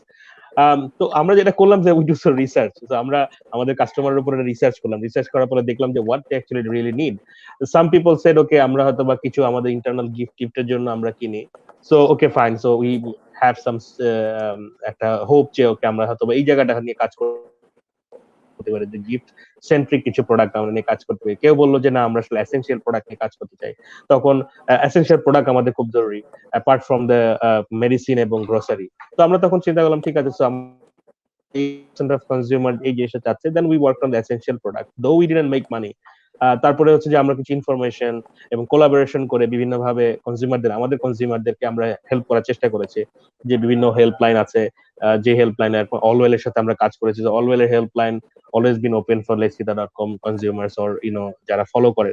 So আমরা এই কাজগুলো করার চেষ্টা করেছি rather than focusing on making sales and alhamdulillah it worked well, এবং কনজিউমাররা প্রিটি ওয়েল মানে এটাকে অ্যাকসেপ্ট করেছে, এবং আমরা দেখেছি মে মাসের ঈদের আগ থেকে আসলে ইট picked up.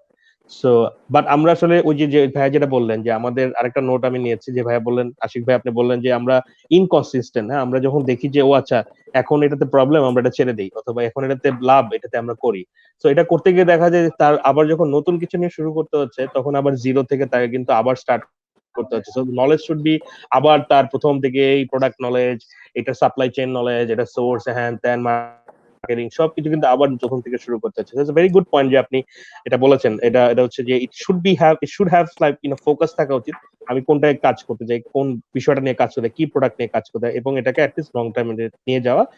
Knowledge was the কি, এবং প্রফিট ওরিয়েন্টেড। অফকোর্স এটা বিজনেস মানেই এরকম না যে আপনি টাকা বার্ন করে যাবেন সবসময়, it should have some profit oriented. এটা প্রফিট না থাকলে এটা বিজনেস না, এটা জাস্ট চ্যারিটি। তারপরে হচ্ছে ভ্যালু ক্রিয়েশন এবং USP, so unique selling proposition. এটাও আমরা দেখি যে ইউনিক সেলিং প্রপোজিশনটা আমরা স্টাবলিশ করতে না পারার পিছনে মেজর কারণটা আমার কাছে মনে হচ্ছে যে আবারও সেম জিনিস, যে ইনকনসিস্টেন্সি এবং হচ্ছে কপিং আদার্স অর ট্রেন্ডি প্রোডাক্টসে আমরা করি। So thank you very much Ashiq ভাই, আপনার এখান থেকে অনেকগুলো আমি নোট পেয়েছি। আমি পরবর্তীতে চলে যাচ্ছি বিপ্লব ভাইয়ের কাছে। বিপ্লব ভাই, আপনাকে আমি নর্মালি আমি দেখেছি যে ইউ বিন ভেরি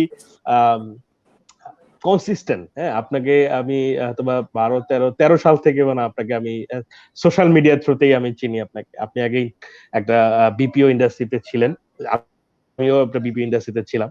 সো ওইভাবেই আপনার সাথে সামহাউ কোনো না কোনো ভাবে সোশ্যাল মিডিয়াতে আপনার সাথে আমার পরিচয় হয়। এর পরবর্তীতে আপনি ওটার পাশাপাশি আপনি শুরু করেছেন লজিস্টিক নিয়ে, হুইচ ইজ একটা বাংলাদেশের ই বিজনেস গুলোতে যারা সবচেয়ে বেশি এই কোভিড-19 এ যে প্রেশারটা ফিল করেছে, যেই গ্যাপটা ফিল করেছে, অথবা যেই জায়গাটায় মনে করেছে না এখানে আসলে অনেক কাজ করার বাকি আছে এবং অনেক হেল্প করার দরকার আছে দুই এন্ড থেকে। বিকজ আমি দেখেছি যে এটা একটা যদিও কুরিয়ার কোম্পানিগুলো, লজিস্টিক কোম্পানিগুলো শুড হ্যাভ লাইক একটা পার্টনার রিলেশনশিপ। হ্যাঁ, বাট এখানে আমি দেখেছি সামহাউ এখানে পার্টনার রিলেশনশিপের থেকে মোর লাইক, এটা আমি নেগেটিভ ভাবে বলবো না, ইটস মোর লাইক ব্লেম করার একটা টেন্ডেন্সি থাকে। ও আচ্ছা, কুরিয়ার কোম্পানির জন্য আমার বিজনেস ভালো হচ্ছে না, যে আশিক ভাই বললেন যে আমরা ব্লেমটাকে বেশি করতেছি। ব্লেমটাকে না করে আসলে এন্টারপ্রেনারদের করা হচ্ছে যে প্রবলেম সলভ করার জন্য একটা ইয়েতে আসার জন্য। সো যাই হোক, এর মধ্যে কিন্তু এই কোভিড-19 এ কিন্তু আমরা উই ফেল ভেরি গুড, মানে we fail very much the gap of the logistic part, যে আমাদের ইনফ্রাস্ট্রাকচারে আমরা আসলে কতটুকু ইমপ্রুভমেন্টের জায়গা রয়েছে। সেখানে একটা হিউজ প্রেশার আপনাদের এসেছে। বিগত ছোট ছোট কিছু কোম্পানিগুলো আপনাদের পাশাপাশি আপনাদের দেখা দেখি যে আরো 4-5 বছর ধরে গ্রো করেছিল, ছোট মিডিয়াম এই কোম্পানিগুলো কিন্তু হঠাৎ করে ইভেন বড় বড় কিছু কোম্পানি ক্লোজ টু ইয়োর আপনার কম্পিটিটর, তাদের দেখা যায় হঠাৎ করে বন্ধ হয়ে যায় ডিউ টু তারা প্রেশারটা নিতে পারে নাই। সো তখন কিন্তু এই যে মার্কেটের প্রেশার কিন্তু আপনাদের উপর এসে পড়েছে, রাইট? সো অনেক এই প্রেশারটাকে আপনি এইভাবে এই এই এই এই কোভিড-19 আপনি কিভাবে আসলে এই ফ্লিট ম্যানেজমেন্ট প্রসেসটাকে ম্যানেজ করেছেন এবং আপনাদের আসলে প্ল্যানটা কি for future, because scale up হচ্ছে, আপনারা প্রতিনিয়ত আপনারা ভালো বলতে পারবেন যে কি পরিমাণ পার্সেন্টেজ অফ গ্রোথ আপনারা প্রতি মাসে অথবা প্রতি উইক অথবা প্রতি কোয়ার্টারলি আপনাদের গ্রোথ হচ্ছে, ইউ ক্যান অ্যাকচুয়ালি সি যে কোন কোন সেক্টরে হচ্ছে। সো এইখানে আপনাদের প্ল্যানটা কি for the betterment of the industry এবং ফর দ্য এন্টারপ্রেনার্স, যে আপনারা কি করছেন? Thank you to you Biplab ভাই। থ্যাংক ইউ অর্ণব ভাই, থ্যাংক ইউ। আমার আগে আশিক ভাই, নিশা আপু এবং মামুন ভাই অনেক কিছু কভার করে গিয়েছে। এই কোভিড-19 অনেক চ্যালেঞ্জেস, অনেক পজিটিভ, অনেক পার্ট, অনেক কিছু কভার করেছে। সো ই কমার্স নিয়ে যখনই আসলে কথা হয়, ই কমার্সের দুইটা part, major part as a third party হিসেবে থাকে। একটা থাকে হচ্ছে logistic and another is payment. So আশা করি এখানে পেমেন্টের কেউ নাই। সো লজিস্টিক নিয়ে যদি কথা বলতেই হয়, so world wide, not only Bangladesh, world wide কোভিডের সবচেয়ে পজিটিভ ইম্প্যাক্ট যদি বলেন সেটা ছিল লজিস্টিক। একদম সেটা রুরাল লেভেল যদি বলেন অ্যান্ড আরবান লেভেল, সব জায়গায় লজিস্টিকের ইম্প্যাক্টটা সব জায়গায় বেশি ছিল। এই কারণ যখন এই প্যান্ডামিক শুরু হয় ব্যাক ডিসেম্বর 2019, তখন চীনে যখন সবকিছু বন্ধ হয়ে যায়, চীনের একটা বড় লজিস্টিক অপারেটর হচ্ছে এসএফ এক্সপ্রেস, হ্যাঁ, এসএফ এবং ZTO. So ZTO is both are funded by আলিবাবার কিছু ফান্ডিং আছে দুইটাতেই। সো সরকার সবকিছু ব্লক করার পরও এসএফ এক্সপ্রেসকে স্পেশাল দায়িত্ব দিয়েছিল যে তোমরা হসপিটালগুলোতে এই যত ধরনের ইকুইপমেন্ট, যত ধরনের মেডিসিন যে ডেলিভারি করতে হবে, that goes to SF express. এবং এসএফ এক্সপ্রেসকে স্পেশালি যত ধরনের সেফটি মেনটেন করে যাওয়া যায় সেটা করতো। এটা দিয়ে কিন্তু শুরু, কারণ এই কোভিডের পুরো হিটটা আসে কিন্তু প্রথম চায়না থেকে। Then later part in middle of February and March in 2020 এখানে দেখা যায় তখন আসলে ওয়ার্ল্ড ওয়াইড স্প্রেড হয় জিনিসটা। তো আমরা আমাদের এন্ড থেকে, আমি ফেব্রুয়ারি, যেহেতু আমাদের একটা কাউন্টার পার্ট চায়না থেকে আমাদের হয় বিজনেসের, তো আমার আগে থেকে আমাদের বোর্ড প্লাস আমি আগে থেকে প্রিপারেশন নিচ্ছিলাম যে something will be happen in middle of March. আমি ফেব্রুয়ারি থেকেই প্ল্যানিং করছিলাম যে আসলে আগে থেকে প্রিকশন নেওয়া আর কি, যে কিছু একটা হবে। দো বাংলাদেশে তখন বলতেছে আমাদের দেশে করোনা বলতে কিছুই হবে না, আসবে না, সো আমরা নিশ্চিন্তে থাকি। বাট আমাদের লজিস্টিকের এন্ডে যেটা দেখা যায় যে করোনার কারণে প্রথম যেটা হয়েছিল সব বন্ধ, সব অফ। শুধু লজিস্টিক অপারেটর ছিল যারা in the front liner. Logistic operator Mamun ভাইদের টিম, এরাই ছিল ফ্রন্ট লাইনার।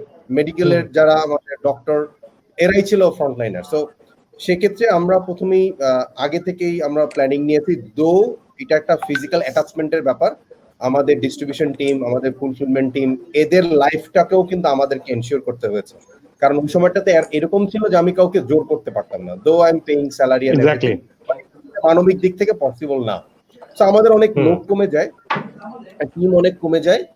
আমরা যেটা করলাম, টোটাল টিমটাকে ইনহাউস করে ফেললাম। মানে আমাদের যে ফুলফিলমেন্ট ওয়্যারহাউস সেন্টার আছে ওখানেই তাদেরকে রেসিডেন্সিয়াল মডেলে নিয়ে আসলাম with the proper safety maintain. তো আমরা মার্চের শেষ থেকে যখন শুরু হয়, তখন যেটা অর্ণব ভাই বললেন যে অলরেডি 2-3টা কুরিয়ার কোম্পানি ক্লোজ টু আমাদের কম্পিটিটর, তারা ক্লোজ। তাদের একটা hit plus industry overall hit, কারণ ইন্ডাস্ট্রির একটা বড় পার্সেন্টেজ কিন্তু ওন ডেলিভারিতে চলে, মানে ওন টিম ডেলিভারি আমরা যেটা বলি, which is not covered by courier. ছোট একটা দুইটা বাইকার নিয়ে তারা ডেলিভারি করে। ওইটার টিমটা ইজ অলমোস্ট লাইক 35%, মানে টোটাল ভলিউমে 30 to 35%। ওই পুরো হিটটা আমাদের মতো কুরিয়ারের কাছে আসা শুরু করে, মানে আমরা প্লাস আরো 2-3 জন। আরো যেটা প্রবলেম হয়, আমাদের মতো ইকুইভ্যালেন্ট যে কুরিয়ার গুলো ছিল তারাও বন্ধ।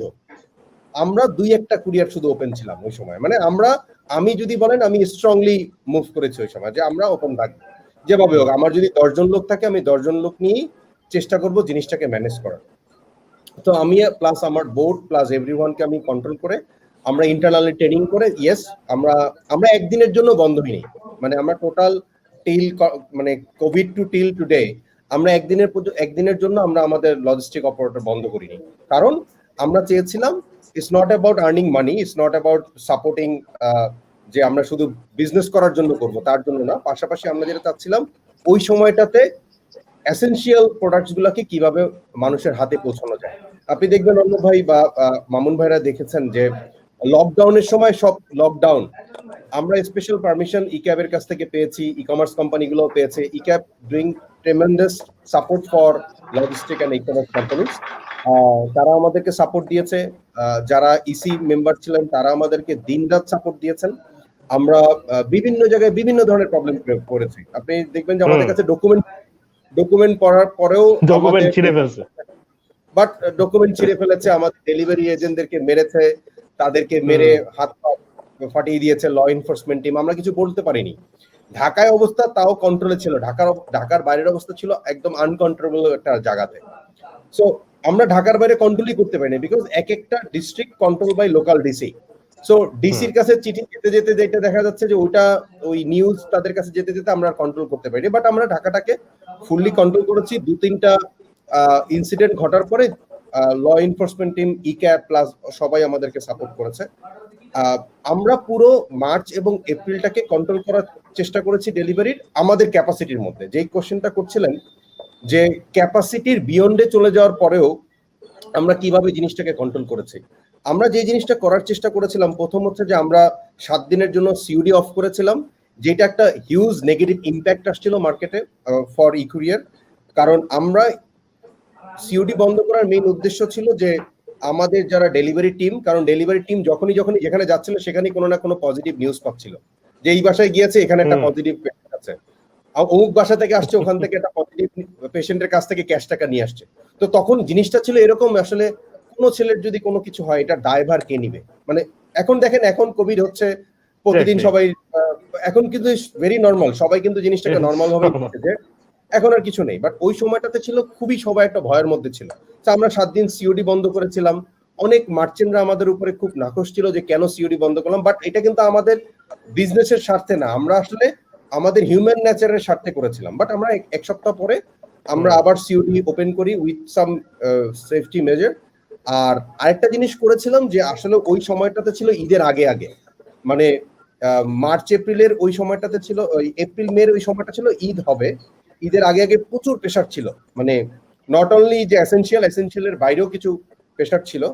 আমরা চেষ্টা করেছি উইদিন দ্য ক্যাপাসিটি ডেলিভারি করার। আমরা যেটা ক্যাপাসিটি আছে তার বিয়ন্ডে আমরা কমিটমেন্ট করিনি। এই জন্য আমাদের আসলে খুব একটা কমপ্লেন ছিল না ওই সময়টাতে। মানে আমাদের ক্যাপাসিটি যদি এক্সট্রা এটা আমি পার্সোনালি অবজার্ভ করেছি আপনাদের এবং আরো দুই একটা কোম্পানির খুব একটা ইয়ে ছিল, নতুন কয়েকটা কোম্পানি যারা ওই সময় ফর্ম হয়েছিল তাদের যেটা করেছি যে আমরা ব্যাক ক্যালকুলেশন করেছি যে আমার ঈদ যদি 25 তারিখ হয়, I have to stop pick up from 20th of this month, মানে আমাকে 5 দিন আগে পিক আপ বন্ধ করতে হবে। মানে আমি কিন্তু চাইলে আর 3 দিন রান করে we can earn more money, but আমি সেটা করিনি। আমি চেষ্টা করেছি আমি যতটুকু পিক করবো আই ডেলিভার অন টাইম। আমরা ওই জিনিসটা করেছি যে আমাদের ক্যাপাসিটির মধ্যে করেছি, আমরা ব্যাক ক্যালকুলেশন করেছি এবং আমরা আমাদের টিমদেরকে ইনভলভ করেছি, রেদার দেন যে ওয়ান ম্যান সিইও ইজ মানে taking all the responsibility, not like that. আমরা টিমদেরকে ইনভলভ করেছি। টিম উইল সে যে বস এটা করা যাবে, এটা করবো, এটা করা যাবে না, এটা করবো না। সো আমরা এইভাবে আসলে স্ট্রাকচারটাকে মেনটেন করার চেষ্টা করেছি। পাশাপাশি আমরা ডে বাই ডে আমাদের ক্যাপাসিটি ইনক্রিজ করেছি। সো আমি যদি একদম পয়েন্টে চলে আসি, আমাদের লজিস্টিকের ক্ষেত্রে সবচেয়ে গুরুত্বপূর্ণ পয়েন্ট হচ্ছে টিম। এখানে আপনি জানেন প্রচুর ম্যানেজমেন্ট একটা প্রসেস আছে। মানে অন্য বিজনেসের ক্ষেত্রে দেখা যায় খুব লিমিটেড রিসোর্স থাকে, যেহেতু টেকনোলজি একটা জিনিস। আমাদের টেকনোলজি আমাদেরকে এফিশিয়েন্ট করে, বাট আমাদের টোটালটা কিন্তু হচ্ছে ম্যানেজমেন্ট প্রসেস। সো আমাকে প্রচুর পরিমাণ মানে মানুষকে নিয়ে কাজ করতে হয়। সো এই জন্য আমাদের টিমটাকে সবসময় মোটিভেট রাখতে হয়। So motivate in terms is not about salary and যে তাকে আপনি বোনাস দিচ্ছেন ওটা না, তারা আরো কিছু ফ্যাক্টর আছে। তাদেরকে মোটিভেট করলে দেখা যায় তারা ওভারটাইম করে, বা এই প্যান্ডেমিকের সময় তারা ফ্যামিলিকে সময় না দিয়ে, তারা ইকুরিয়ার তাদের জন্য একটা ফ্যামিলি, তারা ওরকম ফ্যামিলিকে সময় দিয়েছে। তো আমরা টিমটাকে খুব প্রায়োরিটি দিয়েছি। আমরা প্রচুর পরিমাণে ট্রেনিং করাই আমাদের টিমদেরকে। আপনি জানেন যে অনেক ধরনের কমপ্লেইন থাকে কুরিয়ার নিয়ে, আর যেহেতু অ্যাগেইন ম্যানেজমেন্ট, সবাই যে আসলে একদম 100% একুরেট ওয়েতে কাজ করবে তাও না। আমরা পাশাপাশি টেকনোলজিটাকে খুব প্রায়োরিটি দিই। আমরা আমাদের সার্ভিসকে এফিশিয়েন্ট করার জন্য সবসময় টেকনোলজিকে টপ মোস্ট প্রায়োরিটিতে রাখি, যে আরো কিভাবে টেকনোলজি এনাবল করে তাদেরকে আরো কিভাবে ইজি করা যায়, মানে তাদের ডিস্ট্রিবিউশনকে আরো ইজি করা যায়। আমার একটা ছেলে আমি যখন কম্পিটিটর অ্যানালাইসিস করি, একটা কম্পিটিটর দেখা যায় ওর হিউজ টিম, অনেক টিম, ও দেখা যায় একটা ছেলে যদি সে 30টা ডেলিভারি করে, 25টা করে, আমি আমার দেখি যে আমার এফিসিয়েন্টে 45টা ডেলিভারি করতে পারি। So that is the efficiency I am taking all the time. So পাশাপাশি আমি যেটা করছি, ডে বাই ডে আমার ইনফ্রাস্ট্রাকচার ডেভেলপ করছি। তো আমরা লাইক যে একটা লজিস্টিক অপারেটরের যখন ক্যাপাসিটি 5000 থাকে, তার একটা ইনফ্রাস্ট্রাকচার নিয়ে সে কাজ করে। তার যখন এইটা ক্যাপাসিটি 15,000 এ চলে যায়, তখন তার ইনফ্রাস্ট্রাকচার চেঞ্জ করতে হয়। তার যখন এই ক্যাপাসিটি 30-50,000 এ চলে যায়, তার দেখবেন ইনফ্রাস্ট্রাকচারের মেজর অনেক চেঞ্জেস আছে। তো আমরা ডে বাই ডে এই ইনফ্রাস্ট্রাকচারের উপরে কাজ করছি। টেকনোলজি এনাবল, কিভাবে সফটওয়্যারকে হার্ডওয়্যারের সাথে এনাবল করে কিভাবে সুইপ সর্টিং প্রসেস করা যায়, এগুলো নিয়ে কাজ করছি। লাইক আমরা আমাদের ব্যাকগ্রাউন্ড বা কেউই কিন্তু আমরা we are not coming from the logistic family. হ্যাঁ, আমরা আসলে কাজ করতে করতে করতে করতে we take mistakes every day and then learn, mistakes and learn. So আমরা মিস্টেকস থেকে উই লার্ন এ লট। আর আরেকটা জিনিস আমরা করি যেটা, যে আমাদের যত ক্লায়েন্ট, আমরা একটা অর্ণব ভাই একটা মজার জিনিস বলি, আমরা গত 2 মাস থেকে কন্টিনিউয়াসলি লাইক আমি বিপিওতে ছিলাম, এই জন্য I know how to handle the customers and the both side, customer and the merchants. Right. I do so many outbound calls to my merchants, and ওখান থেকে আমি প্রতিদিন ডেটা নেই। আমি গত 3 মাস থেকে প্রচুর ডেটা নিচ্ছি। I am playing with so many datas. So ডেটাতে যেটা দেখা যায়, আমাদের লজিস্টিক অপারেটরের আসলে মানুষের একটা বড় ট্রাস্টের জায়গা বলা হয় ই-কমার্সের বাইরে সবচেয়ে বড় ট্রাস্ট হচ্ছে এখন লজিস্টিক। কারণ এই লজিস্টিক অপারেটরই কিন্তু আসলে লাস্ট মাইল সার্ভিসটা দেয় এবং ই-কমার্সের পেমেন্ট কালেকশন করে এবং পেমেন্টটা ই-কমার্সকে দেয়। মার্কেট প্লেসের ক্ষেত্রে এটা সবচেয়ে বেশি জরুরি, কারণ ওই টাকা আবার ওকে সেলারকে দিতে হয়। সো পুরো একটা ভ্যালু চেইন। সো এই ভ্যালু চেইনে লজিস্টিকের ট্রাস্ট লেভেল নিয়ে আমরা একটা সার্ভে করেছি। আমরা সার্ভেতে যেটা দেখেছি, আমার কম্পিটিটর অ্যানালাইসিস আর আমাদের লজিস্টিকের উপরে, আমাদের কোম্পানির উপরে মানুষের ফেইথটা অনেক বেশি। মানে আমরা যদি আজকে একটা ফুড ডেলিভারি স্টার্ট করি, মানুষ চোখ বন্ধ করে শুরু করবে। আমরা যদি আজকে এয়ার পার্সেল শুরু করি, মানুষ চোখ বন্ধ করে নিবে, rather than trusting other people. So আমরা এই সার্ভেগুলো করা থেকে দেখলাম যে মানুষ আসলে এই লজিস্টিকের উপরে ট্রাস্ট বিল্ড করতে চায়, মানে ট্রাস্টটা বাড়াতে চায়।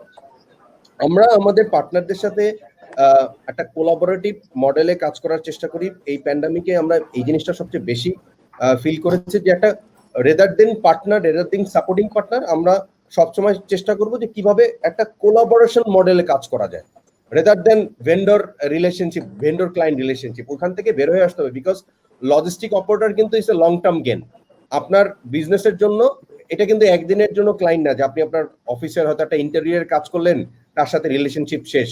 বাট লজিস্টিক অপারেটর দেখেন, ওই ছেলেটা আপনার প্রতিদিন আপনার অফিসে যাচ্ছে, প্রতিদিন ক্যান্সেল রিটার্ন দিতে যাচ্ছে। সো একটা হিউম্যান টাচ কিন্তু প্রতিদিন থাকে। সো আমরা এই জিনিসটা বলি যে একটা কোলাবোরেটিভ মডেলে আমাদের কাজ করা। পাশাপাশি আপনি জানবেন যে এই প্যান্ডামিকে, এই কোরবানির সময় আমরা ইক্যাবের সাথে একটা কাজ করেছিলাম ডিজিটাল হাটে গোস্ত ডেলিভারি নিয়ে। সো আমরা পাশাপাশি ওই যে বললাম যে শুধুমাত্র প্রফিট ওরিয়েন্টেড না করে জিনিসটাকে আমরা সাপোর্টিং মডেলেও কাজ করি, কোলাবোরেশন মডেলেও কাজ করি, rather than focusing on business.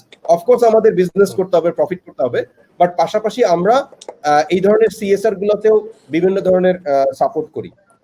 আমরা এই প্যান্ডামিকের সবচেয়ে বড় একটা জিনিস করেছি, আপনি জানবেন, যাদের অফিস বেস এফ কমার্স বা ই কমার্স, বা যাদের নিজস্ব ওয়্যারহাউস ছিল, নিজস্ব আউটলেট আছে বিভিন্ন জায়গায় ঢাকার, তাদের কিন্তু এই প্যান্ডামিকে তাদের এই আউটলেট গুলো বন্ধ হয়ে যায়, তারা আউটলেট ওপেন করতে পারে নাই, বিভিন্ন মার্কেট বন্ধ হয়ে যায়। সো আমরা তাদেরকে একটা বিশাল সাপোর্ট করেছিলাম ওয়্যারহাউসে। তাদের আউটলেট থেকে আমরা সব প্রোডাক্ট গুলো পিক করে আমরা আমাদের ওয়্যারহাউসে রেখেছিলাম, এবং আমরা প্রসেসিং এ সাপোর্ট করেছি, ফুলফিলমেন্টে সাপোর্ট করেছি, এবং still is going on. So আমরা এই প্যান্ডামিকে আসলে এই ধরনের অনেক ধরনের পজিটিভ ভাইব আমরা পেয়েছি, যেটা এখনো কিন্তু কন্টিনিউ হচ্ছে। হয়তো মার্চেন্টদের বিজনেস ফোকাস চেঞ্জ হয়ে গেছে, মানে প্রোডাক্টের সেগমেন্ট চেঞ্জ হয়ে গেছে। যে আগে 3 পিস বিক্রি করতো, সে এখন মাস্ক বিক্রি করে, আবার কিন্তু এখন কিন্তু আবার 3 পিসে চলে আসছে, এখন কিন্তু আর মাস্ক বেস্ট নাই। হ্যাঁ, সো এখন আবার আস্তে আস্তে যেহেতু সবকিছু নর্মাল হচ্ছে, তারা ব্যাক টু দ্য প্যাভিলিয়ন, তারা আবার তাদের আগের বিজনেসে চলে আসছে, এবং তারা চেষ্টা করছে এই জিনিসগুলো ওভারকাম করার। কারণ লাস্ট 5 to 6 মান্থ অনেকেই কিন্তু দেখা যাচ্ছে অফিসের ভাড়া দিয়েছে, বিল দিয়েছে, তারা হয়তো আর্ন করতে পারেনি। তো তারা এখন এই যারা মিড লেভেল বা হাই লেভেলের এফ কমার্স ছিল, তারা কিন্তু খুব ট্রাই করছে তারা এই ব্যাকে চলে আসার। দো মানুষের কাছে এখন দেখা যায় ওই পরিমাণ বাই করার ক্যাপাসিটি নাই, Buy করার তারা capacity মোর কমে গেছে। on the grocery and other things, essential product, but তারপরও ওই ই-কমার্স গ্রুপটা কিন্তু এখন বা ই-কমার্স গ্রুপটা কিন্তু এখন ট্রাই করছে চলে আসা। সো আমি মোটামুটি এটা বলে শেষ করছি। ধন্যবাদ অন্য ভাই। জি, থ্যাংক ইউ বিপ্লব ভাই। আমি একটু সরি ইয়শরা, তোমাকে অনেকক্ষণ ধরে ওয়েট করে রাখছি, তুমি একদম লাস্টের দিকে পড়ে গেছো, সবার ছোট তো এই জন্য মনে আমি জাস্ট তোমার কাছে আসার আগে আমি যে ছোট করে আমি একটা নোট নিয়েছি বিপ্লব ভাইয়ের কাছ থেকে, সো বেসিক নোট একটু শেয়ার করি সবার সাথে। So data analysis definitely is a data driven business, is all about data and information analysis. So আমাদেরকে এই জায়গাটা খেয়াল রাখতে হবে। আর আরেকটা জিনিস আমি একটু শেয়ার করতে চাই, সেটা হচ্ছে যে বিপ্লব ভাইরা এই কোরিয়ার the way they handle was really professional, এবং একটাই কারণ ছিল because they have learned from the mistakes, trial and error. যেমন উনি বললেন যে এই বছর উনি গোস্তের মানে গোস্ত ডেলিভারি, মাংস ডেলিভারির কাজটা ওনারা করেছেন ই-ক্যাবের হচ্ছে ডিজিটাল হাটের সাথে। আমি দেখেছি তারও 2-3 বছর আগেও কিন্তু ওনারা এই জিনিসটা পার্সোনালি ওনাদের কোম্পানি থেকে ওনারা করতেন। এটা একটা আলাদা ওনাদের একটা ইয়ে ছিল যে ডেলিভারি ওই সময়টা কোরবানি ঈদের সময় ওনারা করতেন। So definitely that help as well because ওনারা ওই জায়গাটা কাজ করেছেন প্রিভিয়াসলিও, সো মেনি ইনোভেটিভ প্রোডাক্টস এবং সার্ভিস নিয়ে ওনারা কাজ করেছেন। So thank you very much Biplob ভাই, আমি পার্সোনালি অ্যাপ্রিসিয়েট করি, এবং আমি personally I want to thank you from on behalf of all the merchants and e-commerce ব্যবসায়ী, যে আমি পার্সোনালি ই-কোরিয়ার বলেন অথবা কোরিয়ার কোম্পানিকে বলেন, আমি মনে করি উই আর দ্য পার্টনার্স। হ্যাঁ, so we do fight, we do all these things, but end of the day without you or without us, we are no one. হ্যাঁ, সো আমরা একসাথে কাজ করতে হবে, আমাদের কোরিয়ার কোম্পানিগুলোর সাথে একসাথে কাজ করতে হবে। ওনাদেরও কিছু ল্যাকিংস থাকতে পারে, আমাদের অনেক ল্যাকিংস থাকতে পারে, so but we try to listen both, so that আমরা ওই জায়গাটায় আমাদের একটা মাঝামাঝি একটা পজিশনে আসতে পারি এবং প্রবলেমগুলো আস্তে আস্তে সলভ হতে পারে এইভাবেই। তো যাই হোক, thank you very much Biplob ভাই আপনার এটা শেয়ার করার জন্য। আমি এখন একটু আসতে চাই ইয়শার সাথে। ইয়শা, you've been studying overseas, তুমি পড়াশোনা করেছো অস্ট্রেলিয়াতে, then you came back and then you started your own business, যেটা হচ্ছে co-working space. So co-working space, তোমার সাথে আমি এর আগে একটা লাইভে এসেছিলাম ই-ক্যাবের ই-বিজনেস সাপোর্ট সেন্টারের পেজ থেকে। সো ওই সময়টা আমরা দেখছিলাম একদম মাঝামাঝি অবস্থা, যে এই সময়টা যেটা হচ্ছে যে সবাই কিন্তু হোম বেস, যেমন আমাদের অফিসেরও আমাদের এখনো 40-50% আমরা এখনো হোম বেসে রেখেছি, জাস্ট লজিস্টিক্যাল সাপোর্ট ছাড়া, আর বাকিরা কিন্তু এখনো সবাই হোম বেসে এখনো কাজ করছে। এবং ডে বাই ডে এটা আমরা চিন্তা করছি যে আমাদের customer support we can easily আমরা রান করতে পারছি বাসা থেকে। সেইখানে তোমার বিজনেসটা হচ্ছে যে বেসিক্যালি কো-ওয়ার্কিং স্পেস, এর মধ্যেও কিন্তু আবার দেখা গেছে যে এখানে একটা অপরচুনিটি আছে না। How did you find that opportunity এবং how did you embrace the challenge and opportunity during this কোভিড-19 তোমার বিজনেসের সাথে রিলেটেড করে যদি একটু ছোট করে শেয়ার করতে, বিকজ আমাদের টাইমও অনেক একদম শেষ হয়ে গেছে। সরি যে তোমার সাথে। Thank you so much, Arnav ভাইয়া। Also thank you আশিক ভাই, বিপ্লব ভাই and মামুন ভাই। আপনাদের বক্তব্য থেকে আমি অনেক নতুন কিছু শিখলাম আর জানলাম। So as Arnav ভাইয়া mentioned, I'm Yusra. I'm currently looking after Workstation 101. So Workstation 101, it's a co-working office space in a commercial location in Uttara. So this is the first co-working office space in Uttara. আমরা আমাদের জার্নিটা শুরু হয় 1st January এই বছরের থেকে। So co-working office space কনসেপ্টটা এখনো ততটা বেশি পপুলার না, সো আমি খুব সংক্ষেপে বলি what a co-working office space is. So co-working office space is a serviced office space, all right? So আপনার অফিসে কাজ করার জন্য যা যা প্রয়োজন, হ্যাঁ, সবই আছে এই অফিস স্পেসটাতে, starting from desk, private office space, meeting room, training space, high speed internet, nice ambience, cafe, printer, photocopier, scanner, IT support person, receptionist, office assistant, এই সব সার্ভিস আপনি পাচ্ছেন, কিন্তু এটা একটা শেয়ার্ড ভাবে পাচ্ছেন। So যেটা করতে হয় co-working office space, you can hire a desk or a meeting space or a room hourly basis অথবা দিন হিসেবে, উইক হিসেবে অথবা মান্থ হিসেবে। সো স্টার্টআপরা যখন শুরু করে, তো অনেক স্টার্টআপই কিন্তু কমার্শিয়াল স্পেসে অফিস স্পেস রেন্ট করতে চায়, আমি রিসার্চ করে দেখেছি আর অনেক স্টার্টাপের সাথে কথা বলে দেখেছি যে এই রিজনটা কি, কেন কমার্শিয়াল স্পেসে অফিস স্পেস রেন্ট করতে যাচ্ছেন। কারণ হয় না, কমার্শিয়াল স্পেসে তো একে তো রেন্ট হাই, নিজের মতো করে অফিস করতে হলে সেখানে একটা বড় ইনভেস্টমেন্টের ব্যাপার আছে, interior decoration, staff management, receptionist রাখা, সবকিছু। তো অনেক সবাই বললো যে অবশ্যই বিজনেস করতে হলে আমার একটা কমার্শিয়াল লোকেশনে অ্যাড্রেস লাগবে, হ্যাঁ, অ্যাড্রেস না থাকলে আমার ট্রেড লাইসেন্স হবে না। দেন কোম্পানি অ্যাকাউন্ট খুলতে হলে আমার কিন্তু কমার্শিয়াল অ্যাড্রেস লাগবে।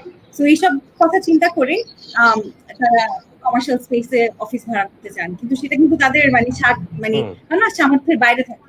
কোথায় বিজনেসের দিকে কনসেন্ট্রেট করবে, কিন্তু সেই সময় তাদের অফিস নিয়ে সেট আপ নিয়ে চিন্তা করছে, একটা হিউজ ইনভেস্টমেন্টের কথা চিন্তা করতে হচ্ছে। আর আমি যেটা নিজে পার্সোনালি ফেস করেছি আমার অন্য বিজনেসটা, ফ্যামিলি বিজনেসটা করার পাশাপাশি, এটা রিয়েল এস্টেট সেক্টরে, যে আমার বিভিন্ন ক্লায়েন্টকে মিট করতে যেতে হতো, কিন্তু সবসময় মিটিংটা হতো কোনো রেস্টুরেন্টে বা ক্যাফেতে। সো যখন আমার কোনো রেস্টুরেন্টে বা ক্যাফেতে হচ্ছে কোনো মিটিং, সেটা কিন্তু এত বেশি কমফোর্টেবল হতো না, কারণ একটুক্ষণ পর রেস্টুরেন্টের স্টাফরা এসে জিজ্ঞেস করছে আর কফি লাগবে নাকি, আর কিছু লাগবে নাকি, মানে মিনিং দিচ্ছে যে আপনারা উঠবেন কতক্ষণে, তাই না? বেশ এম্বারাসিং যায় জিনিসটা। সো এইসব জিনিস মাথায়, মানে এইসব প্রবলেমের কথা মাথায় রেখে এটার সলিউশন হিসেবে কোওয়ার্কিং অফিস স্পেসের কথা আমি চিন্তা করি। আমি আমার husband, we have a business in Australia as well. When we started off with a co-working office space. So we know when startups are like starting, the struggling phase ta diye jay, how a co-working space can really help. So এটা বললাম co-working space কিভাবে help করতে পারে। But যে চ্যালেঞ্জটা আমি face করেছি সেটা হচ্ছে, আমি তো আমার বিজনেসটা স্টার্ট করেছি 1st of January থেকে। সো ডিসেম্বর থেকে যখন we were in our final stage setting up the space, we started getting clients. Our January, February, motamoti we were getting by.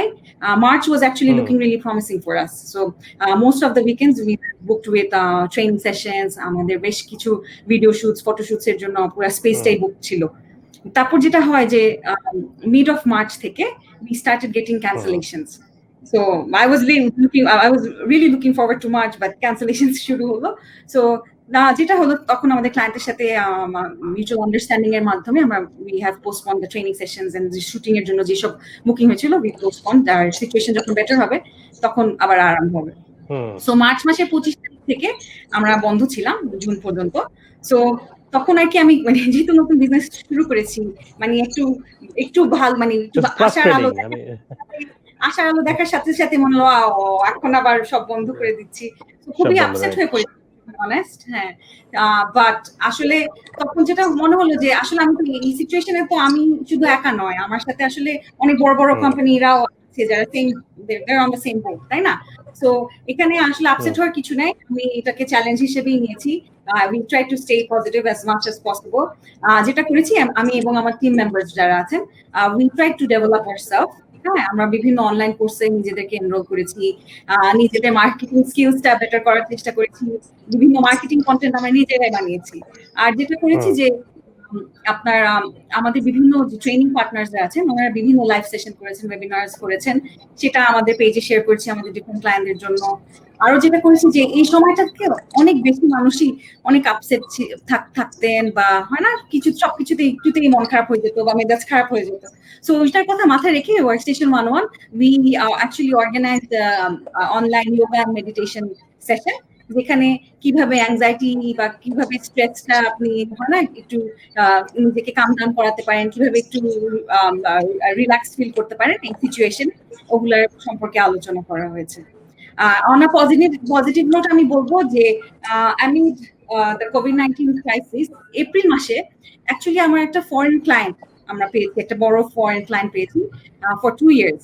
So আমরা যখন কন্ট্রাক্টটা করছিলাম, আমি অ্যাকচুয়ালি তাদেরকে বলেছিলাম যে if you guys want to postpone it a bit once the situation gets better. They were adamant. They were saying, no, once the situation gets better, it's going to be very difficult to get space in co-working spaces. Because a lot of large enterprises, they now know the value of co-working space, and they're looking for spaces in this kind of setup. So, জি, যদিও হয় না ফার্স্টের দিকে it was difficult, but এখন মাশাআল্লাহ দিলে এখন যেহেতু এখন আবার it's up and running, আমার অনেককেই actually what is the coworking space এটা বোঝাতে হতো, কিন্তু এখন যেহেতু সব বিজনেস খুলে গেছে মোটামুটি, আমি দেখছি এখন মানুষ জানে what a coworking office space. আমি আরো অনেক নিউ ক্লায়েন্টস হ্যাঁ পাচ্ছি। এখন এটা মোর অ্যাকসেপ্টেবল হয়ে গেছে, মানুষের মধ্যে আরো অ্যাওয়ারনেস বেড়ে গেছে। Sorry to stop you here ইয়শরা, আমি একটু আমাদেরকে একটু শেষ করতে হচ্ছে খুব তাড়াতাড়ি, আমাদের টাইমটা একটু আমরা অলমোস্ট এক্সটেন্ড করে ফেলেছি। আমরা রিয়েলি সরি, আমাদের আরো অনেক কথা হবে ইন ফিউচারে আমরা ইনশাআল্লাহ। আমি জাস্ট আমি ওয়ান বাই ওয়ান, আমি জাস্ট 30 সেকেন্ডস করে আমি সবার কাছ থেকে শুনতে যাবো। মামুন ভাই থেকে শুরু করবো, তারপর আশিক ভাই, বিপ্লব ভাই, ইয়শরা তোমার সাথেও জাস্ট 30 সেকেন্ডস এর মধ্যে আমি জাস্ট একটু শুনতে চাচ্ছি যে basically during this challenges and opportunities and all this ups and downs, আমাদের যতটুকু আমরা এই পার করেছি এই 6 মাস, এর থেকে আমাদের একটা লাইন যদি আমাদের যে ফলোয়ার, আপনাদের এখন যে ভিউয়ার্সরা আছেন, ইয়াং জেনারেশন আছেন, তাদের জন্য যদি একটু শেয়ার করতেন সবাই। মামুন ভাই, আপনাকে একটা ছোট্ট লাইন, যদি একটা advice, any advice you have. হ্যাঁ অর্ণব ভাই ধন্যবাদ। আমার তরফ থেকে অ্যাডভাইস একটাই, এটা হচ্ছে never lose hope, keep moving and the next day will be better than the today. Exactly. Thank you. Ashiq ভাই প্লিজ, আপনি শেয়ার করতে যাচ্ছিলেন কিছু। আমি বেসিক্যালি লাস্ট টাইম যখন কথা বলতে চাচ্ছিলাম সেটা হচ্ছে বিপ্লব এবং হচ্ছে কুরিয়ার লজিস্টিক কোম্পানি যারা আছে তাদেরকে একটা থ্যাঙ্কস দিতে চাই। প্যান্ডেমিক সিচুয়েশনে অ্যাকচুয়ালি তাদের কন্ট্রিবিউশন অনেক বেশি ছিল, কারণ ফ্রন্ট লাইনে তারাই ছিল। আমরা তো অ্যাকচুয়ালি বাসায় বসে কাজ করেছি, কিন্তু যারা রাইডার তাদের প্রতি কিন্তু আমরা সম্মান দেখাই না। যারা কাস্টমার অ্যাকচুয়ালি তাদেরকে একদম নগণ্য মানুষ হিসেবে টিচ করি যে হ্যাঁ ও আসছে মনে হয় প্রোডাক্টটা দিলেই হলো, বাট অ্যাকচুয়ালি তারা যে পরিমাণ সাহসিকতা দেখিয়েছে, মানে এটা অ্যাকচুয়ালি যদি না হতো হয়তো অনেকেই আমরা সাফার করতাম। সো তাদেরকে স্যালুট জানাই যারা এই প্যান্ডেমিক সিচুয়েশন প্লাস হচ্ছে আফটার এখনো কিন্তু তারা প্রত্যেকটা পজিটিভ বাড়িতে গিয়েও ডেলিভারি দিচ্ছে, সেটা ফুড ডেলিভারি হোক, সেটা প্যাকেজ ডেলিভারি হোক, হোয়াট এভার দ্যাট। তারা যে সাহসটা দেখাচ্ছে তাদের প্রতি সেই সম্মানটা দেখানো উচিত। আমাদের প্রত্যেকের কর্তব্য তাদের সাথে ভালো ব্যবহার করা। আর উদ্যোক্তা যারা, তাদের জন্য যেটা বলবো যে বস একটাই জিনিস, সেটা হচ্ছে আপনি যেটা বেটার জানেন আপনি ওইটা করেন। মার্কেটে কোনটা ট্রেন্ড চলে সেটা অ্যাকচুয়ালি আপনি পারবেন না। এক্সিকিউশন আর প্ল্যানিং আর দেখে কোনো জিনিস এক না। এক্সিকিউশন স্টাইল আপনি ওইটাই বেটার পারবেন যেটা আপনি ভালো জানেন। আপনি যেটা ভালো জানেন না সেটার এক্সিকিউশন কখনোই আপনি ভালো করতে পারবেন না, সেটা মার্কেটে অনেক বেশি ট্রেন্ড থাকলেও। Exactly, true, so true. Thank you Ashiq ভাই। বিপ্লব ভাই, আপনার কাছ থেকে শুনতে যাচ্ছি। আমি জাস্ট একটা কথাই বলবো যে আমাদের যারা e commerce business plus logistic business সবাই করছেন, সবার কিন্তু একটা নিজস্ব প্রসেস আছে। যেমন আশিক ভাই তার বিজনেসের একটা প্রসেস মেনটেন করে, মামুন ভাইয়ের বিজনেসের একটা প্রসেস মেনটেন করে। আমাদের প্রসেসটা সবচেয়ে ক্রিটিক্যাল, মানে যেহেতু একটা পার্সেল পিক থেকে ডেলিভারি পর্যন্ত করতে হয়, এখানে কিন্তু প্রচুর পরিমাণে টাচ আছে, মানে টাচ করে করে করে করে যায় এবং প্রত্যেকটা ট্র্যাকিং হয়। সো রেসপেক্ট ইউর প্রসেস, মানে আপনি একটা ক্লায়েন্টের জন্য প্রসেস বেক করবেন না, কারোর জন্য বেক করা। শোনা যাচ্ছে নাকি? হ্যাঁ শুনতে বলতে, হ্যাঁ শুনতে পাচ্ছি, সরি ইন্টারাপশনের জন্য। হ্যাঁ বলো। আমি জাস্ট এটাই বলবো যে রেসপেক্ট অন ইউর প্রসেস। আপনারা যারাই যেই প্রসেসটাকে মেনটেন করেন ওটাকে রেসপেক্ট করে ব্যবসাটাকে আগান। আমার মনে হয় খালি ফোকাসটাকে ঠিক রাখা, মাল্টিপল জায়গায় ফোকাস না রেখে একটা জায়গায় ফোকাস করা, then you will become big, no problem, কারণ opportunities huge. Thank you Biplab ভাই। ইয়শরা, তোমার কাছে জি, আমি যেটা বলতে চাই যে অ্যাকচুয়ালি আমি যেটা বুঝতে পারলাম যে নিজের পরিচয়টা কিন্তু নিজেরই তৈরি করে নিতে হবে। আমাদের যে ইয়াং এন্টারপ্রেনার্স গুলো আছেন তাদেরকে টিম ওয়ার্ক করা শিখতে হবে, and also positive and like minded পিপলদের সাথে মেলামেশা করতে হবে। আর হয় না, অনেকে আছে যে নিজে একটা ভালো এক্সপিরিয়েন্স হলো কিন্তু শেয়ার করা হয় না। হ্যাঁ, ভালো এক্সপিরিয়েন্সটা অন্যদের সাথে শেয়ার করতে হবে, আর অন্যরা যা শিখছে ভালো সেটাও শিখতে হবে, জানতে হবে, অ্যাপ্রিশিয়েট করতে হবে। Excellent, thank you Ishra, thank you very much every single each one of you. আমি সবাইকে আবারও ধন্যবাদ দিতে চাই যে আমাদের এখানে সময় দেওয়ার জন্য। নিশা আপু এখন নাই, সো আমার সাথে ছিলেন হচ্ছে মামুন ভাই ফ্রম সিমেড, ফাউন্ডার এবং প্রেসিডেন্ট হচ্ছে সিমেড। আমার সাথে আশিক ভাই ছিলেন priyashop.com থেকে, আমার সাথে বিপ্লব ভাই ছিলেন ফাউন্ডার এবং সিইও ecourier.com, এবং ইয়র্শন Asmin CEO workstation 101। So thank you each one of you, এবং হোপফুলি আমি আবারও আপনাদের কোথাও অন্য কোনো লাইভে অথবা নেক্সট সামিটে আপনাদের সাথে আবারও দেখা হবে। টিল দেন সবাইকে আবারও অনেক অসংখ্য ধন্যবাদ আপনাদের সময় দেওয়ার জন্য, এবং যারা আমাদের এই লাইভটা এতক্ষণ দেখেছেন, হোপফুলি আপনারা নোট নিয়েছেন, কিছু শিক্ষণীয় কিছু কথা শুনতে পেরেছেন যারা ইন্ডাস্ট্রিতে এতদিন ধরে কাজ করছেন, এবং আপনাদের পরবর্তী সময়ে যাতে এই জিনিসটা কোনো না কোনো ভাবে যদি কাজে লাগে তাহলে ইয়াং এর সার্থকতা থাকবে। সো অনেক ধন্যবাদ এবং সবাইকে শুভরাত্রি। আমি আজকে শেষ করছি আজকে এই প্যানেল ডিসকাশন। আসসালামু আলাইকুম।